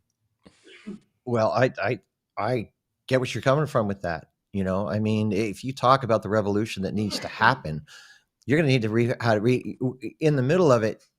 Let me put it this way: you could get what you want in terms of having your hands on the levers of power, but if you can't rebuild the family, if you can't learn how to get the Marxism out, if you can't figure out how to do that, you're not going to be able to legislate that. No way. Until you're able to figure that out, then you're going to be back in the same position that you were. Let me give you an example. Let's for a moment say you could deport every illegal that you could find, and that you could get them all out. You could get your perfect world of getting the illegals out that you think they have an impact in America. I do not, and it's not positive in a lot of ways. I won't argue that. You can get them all out tomorrow. Let's say you can get them out by the end of Trump's term. The left is still going to open that border right back up whenever they get back in power, and they're going to flood the zone again with illegals. So until you win the ideological battle, all these things about once we get the levers of power, you're going to be right back in the same situation that you were. Chuck, are you arguing against term limits? Go ahead. And I think term limits. I think term limits would be a great thing. If I could say this real quick before you continue, Atlas, this is exactly the point where it's like we have to win this so-called ideological battle. And I do acknowledge there is an ideological battle and it has to be won. But at the same time, to say, like, what does winning the ideological battle look like? Does that look like convincing everyone in the United States? That's simply not going to happen. And so I think we need to be honest about what the final goal is. So if Donald Trump won the election and he's not making efforts to quote unquote win this ideological battle, okay, well, what if he made an effort to basically pack the court and basically ensure that, basically rig the system so that Democrats can never, ever win again? And people say, well, that would violate the Constitution. And to that I say, so what? I think this victory is more important. That's where I was going to go with this, which is, you can find it in the founding fathers' writings throughout there, right? They wrote that the debate was over, right? The talking was over. And what was the resounding cry after Charlie Kirk was shot in the neck? the debate is over. And I think this idea that we need to allow the platform for these Marxists and leftists to continue here, it's like, now how about we just ban it entirely? How about we ban Marxism period from the face of the planet? And then we'll have some real, we can put some banning down. We can put it jailable offenses. That's, I think, where a lot of us are at, which is like, these ideologies aren't opposing each other in terms of trying to convince each other. They're opposing each other because they're trying to exterminate one or the other. And that's the recognition that people need to have. These leftists, and the majority of the ones who are these progressives, like they hate you deep down, right? They don't care about actually winning you over to their side. They care about claiming power. And we need to recognize the enemy for what it is. And I think constantly giving them that ground back, like what you just said, allowing them back in, and have put their candidates up. Oh, here comes Jay Jones talking about harming someone's children. Yep, you want to run for AG? That shouldn't be happening in a sane country. We shouldn't allow it at all. And it's a shit, or let me not say that. It's a stain on the country that we do. Let me grab these super chats real quick. We'll jump back into the conversation. Does anybody object to another 30 minutes? We're up on 2 hours. I'm gonna have to split at like 6:20 probably at the latest. We'll push to 6:20 and then we'll close out. I keep cutting John off though. Let John talk. Who? Go ahead. Who? Read. This is At Least Royal Family. This is GeoGuessr. He is funding Nav out of his own pockets. Deep pockets. GeoGuessr has. At Least the Royal Family has skin in the game. Oh, wrong one. At Least Royal Family has skin in the game. If the country fails, they usually don't stay well. Yes, I'm gonna make a point on that here in a second. And the pasty boy says we won't have that perfect system until Jesus comes. Kind of to John's point earlier, I think the founders, there's a lot to take away from there. And I think the primary one was to build in an amendment process to develop over time as the country develops. I think it just got out of hand and got abused. And so things that can be abused will be abused. And moving forward, if we are going to implement something like that, then it needs to have some oversight, even on top of that amendment process in itself. But yeah. To the point of, and this is what I was asking Chuck a second ago, is at least the royal family has skin in the game. If the country fails, they usually don't stay well. Chuck, you made the argument that we have a turnover every 4 to 8 years, and as soon as Trump loses power to the left, they're just going to undo everything they did. But then when pushed on the question of term limits, you said you think term limits are a good thing. I don't understand how that logically flows. And Zeb looks hot with blonde hair. Appreciate it, Chandler. Appreciate the 2 votes. I don't understand how that logically flows, arguing for term limits and then arguing against making that argument. So this is in the quote unquote perfect world, and it's really the way that democracy should have functioned, meaning that you would have people who go, we're gonna work to get somebody in and primary an individual. We're going to get somebody else elected. The people of a state would have enough skin in the game and care and enough balls to go, we're going to get rid of Lindsey Graham. Let's just say that. And it could happen if people cared enough to be engaged and involved and educated in all of those things, to say, hey, every couple of years, we're going to get these people out that are part of this elitist establishment. And that would, in theory, be that way. I mean, nobody wants term limits provided that you get your man in there and that man doesn't get corrupted and stays with his nose to the grindstone. Yep. But that doesn't happen. They get in there, they get their nose in the trough, and then they become just like everybody else. And then ultimately they're going to eventually have to go. But again, that comes back to the people in your area, in your state. Most people don't understand it right now. But whoever is going to be on the primary. So let's just say, like, we got G.T. Thompson in here, and people will complain about G.T. Thompson, our congressman. And I always say to the people about G.T., well, get somebody to primary G.T. Put somebody in the primary to change over if you don't like it. But they don't even realize that they would have had to, this entire year, be working on a candidate, finding somebody, finding the funding, finding this, finding that, so that when January comes, that they're going to be able to get the signatures to get him on the ballot. Did you see what I mean? People just don't give a shit enough to work that hard. So in a perfect world, would I like to see term limits and primaries and all of that? I would. But it really means that people are going to have a vision to get up off their butt to actually make a difference. And I don't have a lot of faith that that'll happen. So I guess the question is then, when we have power to maintain power, why not implement something to maintain that power? I totally hear what you're saying, but because the they're going issue to do becomes that. You're right. They will. It almost goes back to and this is where Atlas and I, where you and I can agree, and this is in the book that I'm writing. Okay, this is where our downfall in America came. That we did this tolerance of every idea gets a hearing.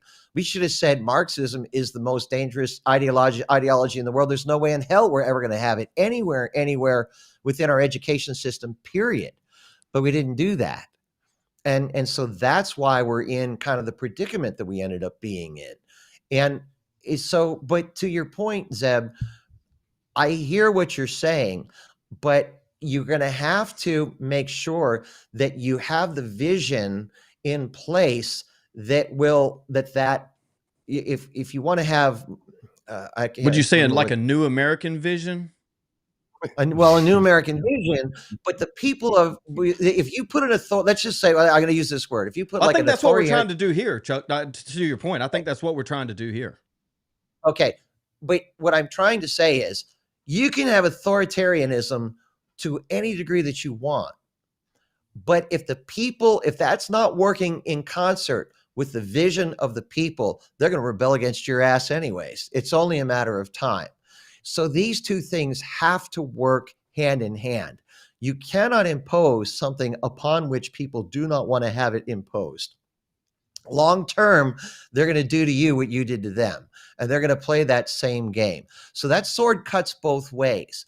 And so my point to everybody is you really do need to make sure that you have a vision that is going to be able to run through the heart of the people that are going to work together with it. You have the wrong perspective on that. You say they're going to do unto us what we do to them. That's just incorrect.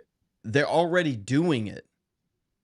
They've done everything. I mean, they're murdering people in broad daylight. The question is, are we going to gain the power so that they can't do that anymore? It's not will they. They already are. We already have Jay Jones essentially threatening minors to kill them or wishing for their death. I mean, we have Muslims running Virginia at this point. It's not they're going to do unto us what we did to them. No, they're already doing it. They're going to do it regardless. Well, let me clarify then what I'm saying. Okay. If you simply come into everybody on America and 50% of the left and you just say, that's it, we're going to impose this on you. We don't give a shit what you think. We don't care how you feel.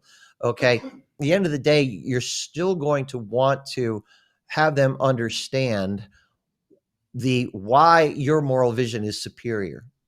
No, don't care. What? Don't care. Why do they need to understand it? Don't care. This was not the case in Africa. Like when England colonized the world, they didn't understand. Do you think they understand? But it was for the best. They care if we understand Sharia law when they impose it after they gain all of the governmental bodies? They don't. They don't care if you understand. They're just going to impose it. And this is the problem with not having a homogenous country, specifically a Christian country, but even on top of that, a racially homogenous country. They don't know. We tolerate these intolerable people. And so when they become what they are, intolerable, from Islam to Judaism across the board, these are intolerant people. And when they gain power through our toleration, they don't care if we understand. They don't care. They're just going to impose it. And that's the entire purpose of what I'm saying, is that when we have power, we need to wield it to gain more power. Otherwise, we just lose it entirely, right? If we are tolerant of everything, what's even the point of gaining the power in the first place? To say, oh, we won, now let's lose. Well, nobody's saying lose, but all you're ever going to be doing no. All you're ever going to be doing is in a power struggle. And to go back to what you had said. Well, that's losing, though. What's that? Well, that's losing. If we hold power for 4 years with Donald Trump this time, or let's go to 16. We hold power with Donald Trump for 4 years until 2020. He deports how many people? He builds how much of a wall? It does negligible at best. Joe Biden comes in, 21 million people flood into the country. Now we have Donald Trump for the first year, and we've deported less than 1 million. I mean, this is losing. By definition, it is losing. I'm not really arguing with that. But what I'm saying to you is, how are you going to hold? Nobody has ever held power absolutely in a divided nation. Okay, even communism fell. Undivide the nation. What's that? When you have the power, undivide the nation when you have the power. If you hold the House, you hold the Senate, and you hold the presidency, you can undivide the nation if you want to. Well, how come we're not doing it now? Because we're bought. That's what we're trying to. That's what we're trying to explain. See, you guys are sitting here with fucking ruby red slippers on, going, "There's no place like our home. There's no place." Clicking them together 3 times, saying, "When we get the our argument could be made that you're also doing that." What's that? You said the argument could be made that you are also doing that. Well, I'm not saying no. What they're saying is not necessarily, but well, no, because it works. I'm not. No, let me be specific. I'm not saying there's no place like our home. I'm saying there's no place like our people, and there's a difference in that. There is no place like our people who are united on the same vision. There's no place like our people united. Okay? Yes. Will Muslims ever come to that acknowledgement? Will they ever realize it? Will 100 million Indian immigrants that set up colonies in our country where there's no pressure to assimilate, will they see that vision? All right. Is it possible? See, I'm not arguing for that. Number one, I'm not arguing. I never argue. They're not 100 million. They're not 100 million Indian immigrants in America right now. Okay, I'm not arguing that. But what I'm saying, hold up. It's getting close. There's not a. There's 95 million. There's 55 million just on visas. I see during the day are not Indian, are not true Hindus from India. Okay, but what I'm saying is that do not lose sight of the ideological war that has to be won. Okay, you cannot win this by force and might alone. That's never happened. If that would be the case, if that was the case, then the Soviet Union would have never fallen. Maybe well, the Soviet Union. No, whoa. The Soviet Union was destroyed from the inside. What are you talking about? The Bolshevism, it was a long march through the institutions, if you will. It was a migration of Jews back into Soviet Russia that took power through a majority. And then, what do you mean? They didn't. The Red One of the Revolution finest examples of accelerationism that we have is the Soviet Union. Well, but see, my point is that the reason why you had the accelerationism is because you had it wasn't just the Jews inside of there. You know what? The people I knew who actually fought in Poland, okay, the people who I knew who the resistance who said we're not going to put up with communism any longer. Those are the people that brought about the end. Those are the people that simply refused to comply. Those are the people that ultimately couldn't be controlled. And so that's what I'm saying. You know, if you could exist by power alone, then the Marxists would have been able to have kept that going, but they didn't. And it ultimately came down to the fact that the people didn't want it any longer. They wanted freedom and they had demanded it. And ultimately Gorbachev understood that they weren't going to be able to keep the tide back. And that's precisely why he began to let go of the reins and why it ultimately fell. It sounds like you just argued for a power struggle. No, what I'm saying is that hold power because he was losing power. Well, what I'm saying is he lost power because he was in an ideologically divided nation. Is that the people said, we're not dealing with your ideology any longer, and we're going to flip it underneath from you. And I'm saying that you can hold your power in the States. What's that? So he should have deported his ideological opponents then. Should have excised them from the country. He didn't. There was no way for him to do that. Most of the Soviet Union didn't want. All it was the people that still retained levels of power within who believed in the Marxism when the rest of the Union didn't want it. Same thing's happening in China. You know, Xi is probably going to come to the end of his road within at least a decade. Communism's not going to last any longer. It simply well, can't. if communism is a self-destroying system, well, then if it comes over here, then we have nothing to worry about. You know what? Long term, we would come through it, but it would be a matter of the hell that we would have to go through, but to get from point A to point B. You don't want this crap anywhere. Okay, I'm this is teasing. why I'm teasing, Chuck. We're know, having a this is little why fun you- here. This is why you want to. This is why you still. What I'm trying to say is that, and I hope you can see, is that these ideological wars matter. Part of why we're in the position we did was because we lost the ideological war. We conceded too much ideological ground, and that you can't. This is going to be a two-part process. Chuck, you got about 5 to 10 more minutes if we don't mind. Let's knock out a couple of these super chats. GeoGasser, Deep Pockets wants to go with people care enough, but nobody can outfund APAC. I think that is a point that should be made and will be made when we have this. Maybe we should set aside a separate time for discussion, or we could do it here. That obviously falls under, who controls the governmental powers. But I think of note, they brag about a 98% success rate in wins. They also have funded opposition to people like Brandon Herrera in upwards of $4 million and only winning by 400 votes. That's just a couple off the dome piece. Frank the Tank says, Chuck thinks like a white guy. He can't understand nuns don't think like you, Chuck. We could dive into that too. I mean, yeah, different peoples think differently. I mean, even the East Asians have admitted this outrightly when they come over to the U.S. They said that they just think differently, and that's also been studied. Go ahead. They absolutely do. I blame George Pickett. Thank you, BG, for the super chat. Jim Vaught says women will never understand repeal the 19th. I might be a little bit behind, but yes, I think I don't know if Chuck agrees, but yeah, we all argue for repealing the 19th among many others. Chuck, would you repeal the 19th if given the option? I think the bigger issue, just in isolation. Don't look for me. What? Don't look at me. I'm not looking at you. I think the larger issue is, people in America. Too many people are given the right to vote who have no idea what the hell is going on, and there should be a requirement in America that you understand the issues, you understand the history, you understand what we're losing, you understand what's at stake before you can ever pull the trigger on a vote. Period. So yeah. We'll leave it at that. If you had a woman who really understood the issues, do I mind if she votes?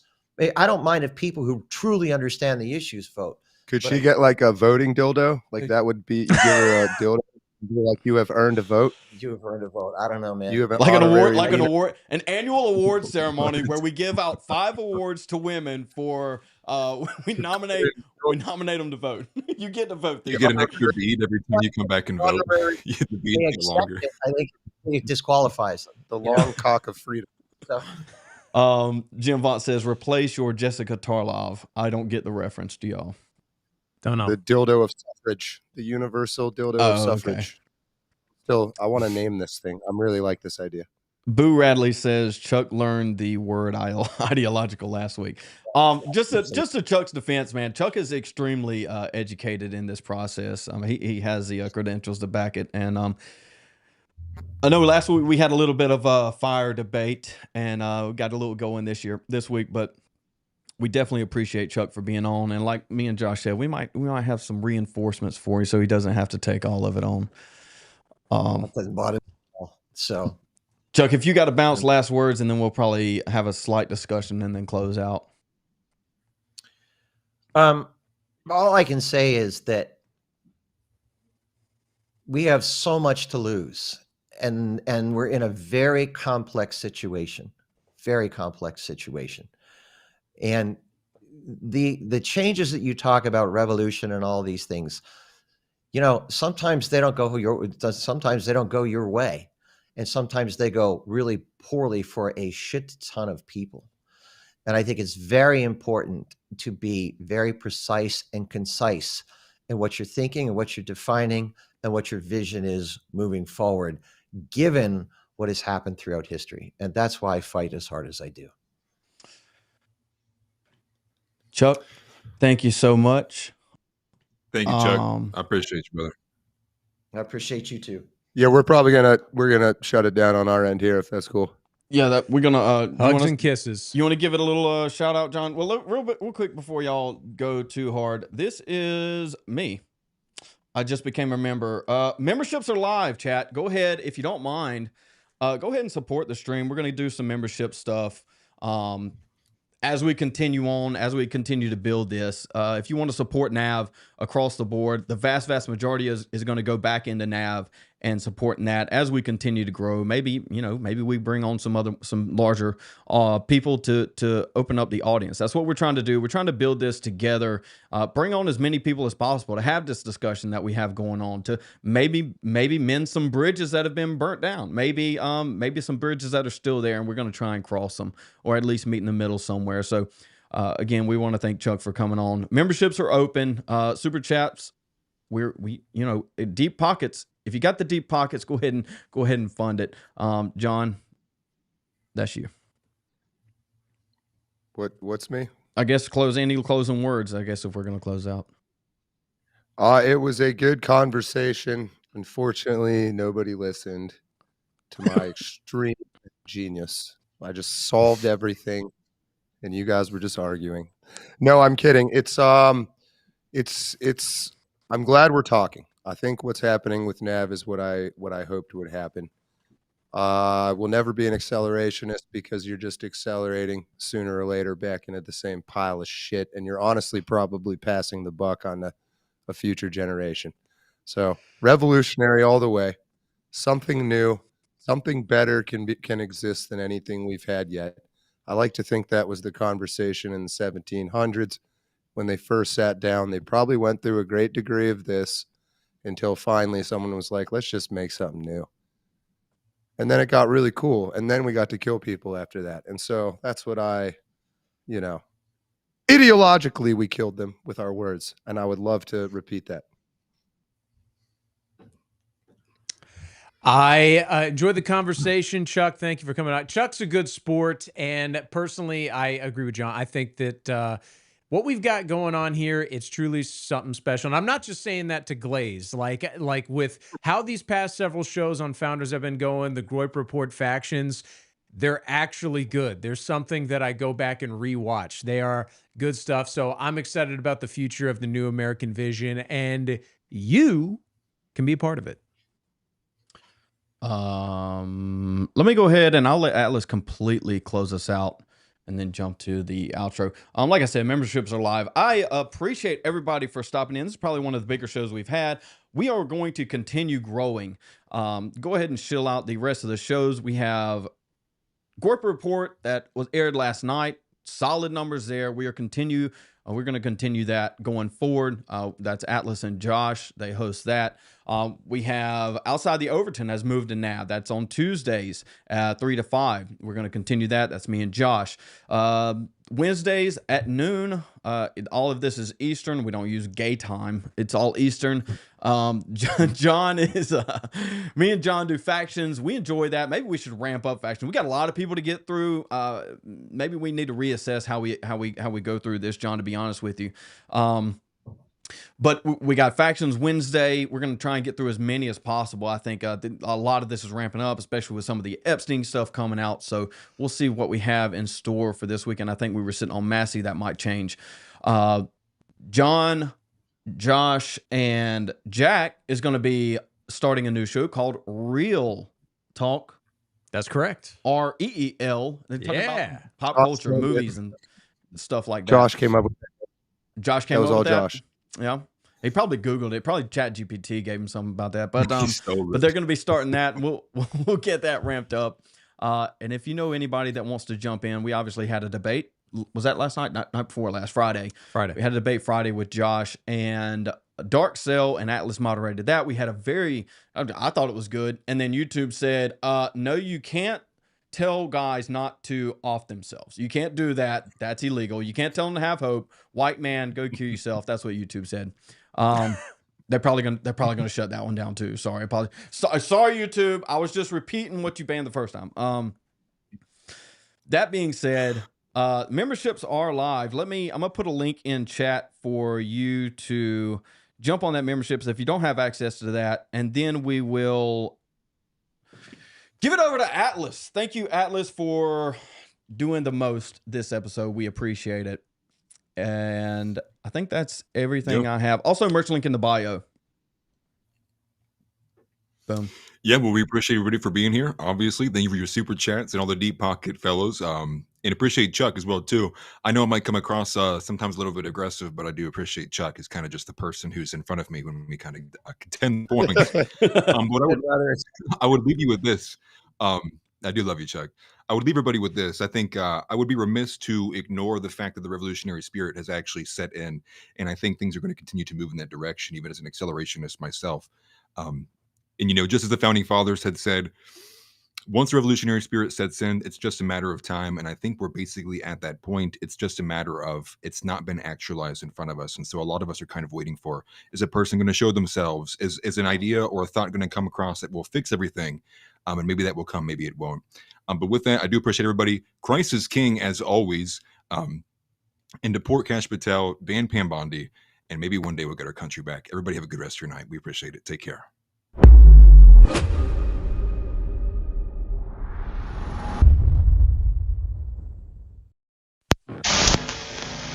I stand before you today, a free man, no chains, no masters. The fourth day of rallies and protests on the streets of Los Angeles.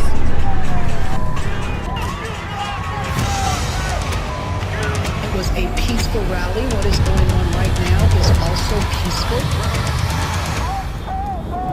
Here we are expecting rallies later on. When they show up, we gotta show up even stronger. In Los Angeles, there is a new crowd of protesters that has been building. CNN had it that these were rallies. Now they've become protests. I'm afraid that by tonight they become riots. If we don't have the ability to stand up...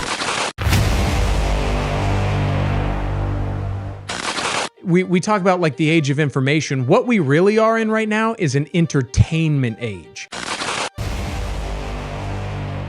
They still want to shoot you. They killed Charlie Kirk. They praised it. They want Donald Trump. They want Chirachik. They want anyone they associate with the right. They want to kill them. They brag about this. They continue on with this. It's been over a month and they're still going on about it. At some point, you got to say, hey, maybe that's me too. Hello, world champions. I'm John Ward, and today on Breaking News, we are breaking the fake lie continuum. Get ready for 1.21 gigawatts, McFly, because your mind is a boomer expat, and this episode is the Bangkok Ladyboy Softball Club, and hardballs are also okay too. Also that club. Sorry, we know good English. And what I mean by that is, not only is your mind about to be blown more times than a lead in a LeBron James Finals series, it's going to get blown in ways you don't want it to. A horror in the midst of which you will realize this is the real soul crusher. You're paying for it. A free man, no chains, no compromise, but it is a compromise nonetheless going to have to be made if we are to ever revamp and rework the system, ultimately in an attempt to circumvent any kind of violent revolution. This is the future. There is nothing left for us to do. They have taken it away from, they have stolen it from us. They are thieves. They have no idea what is coming.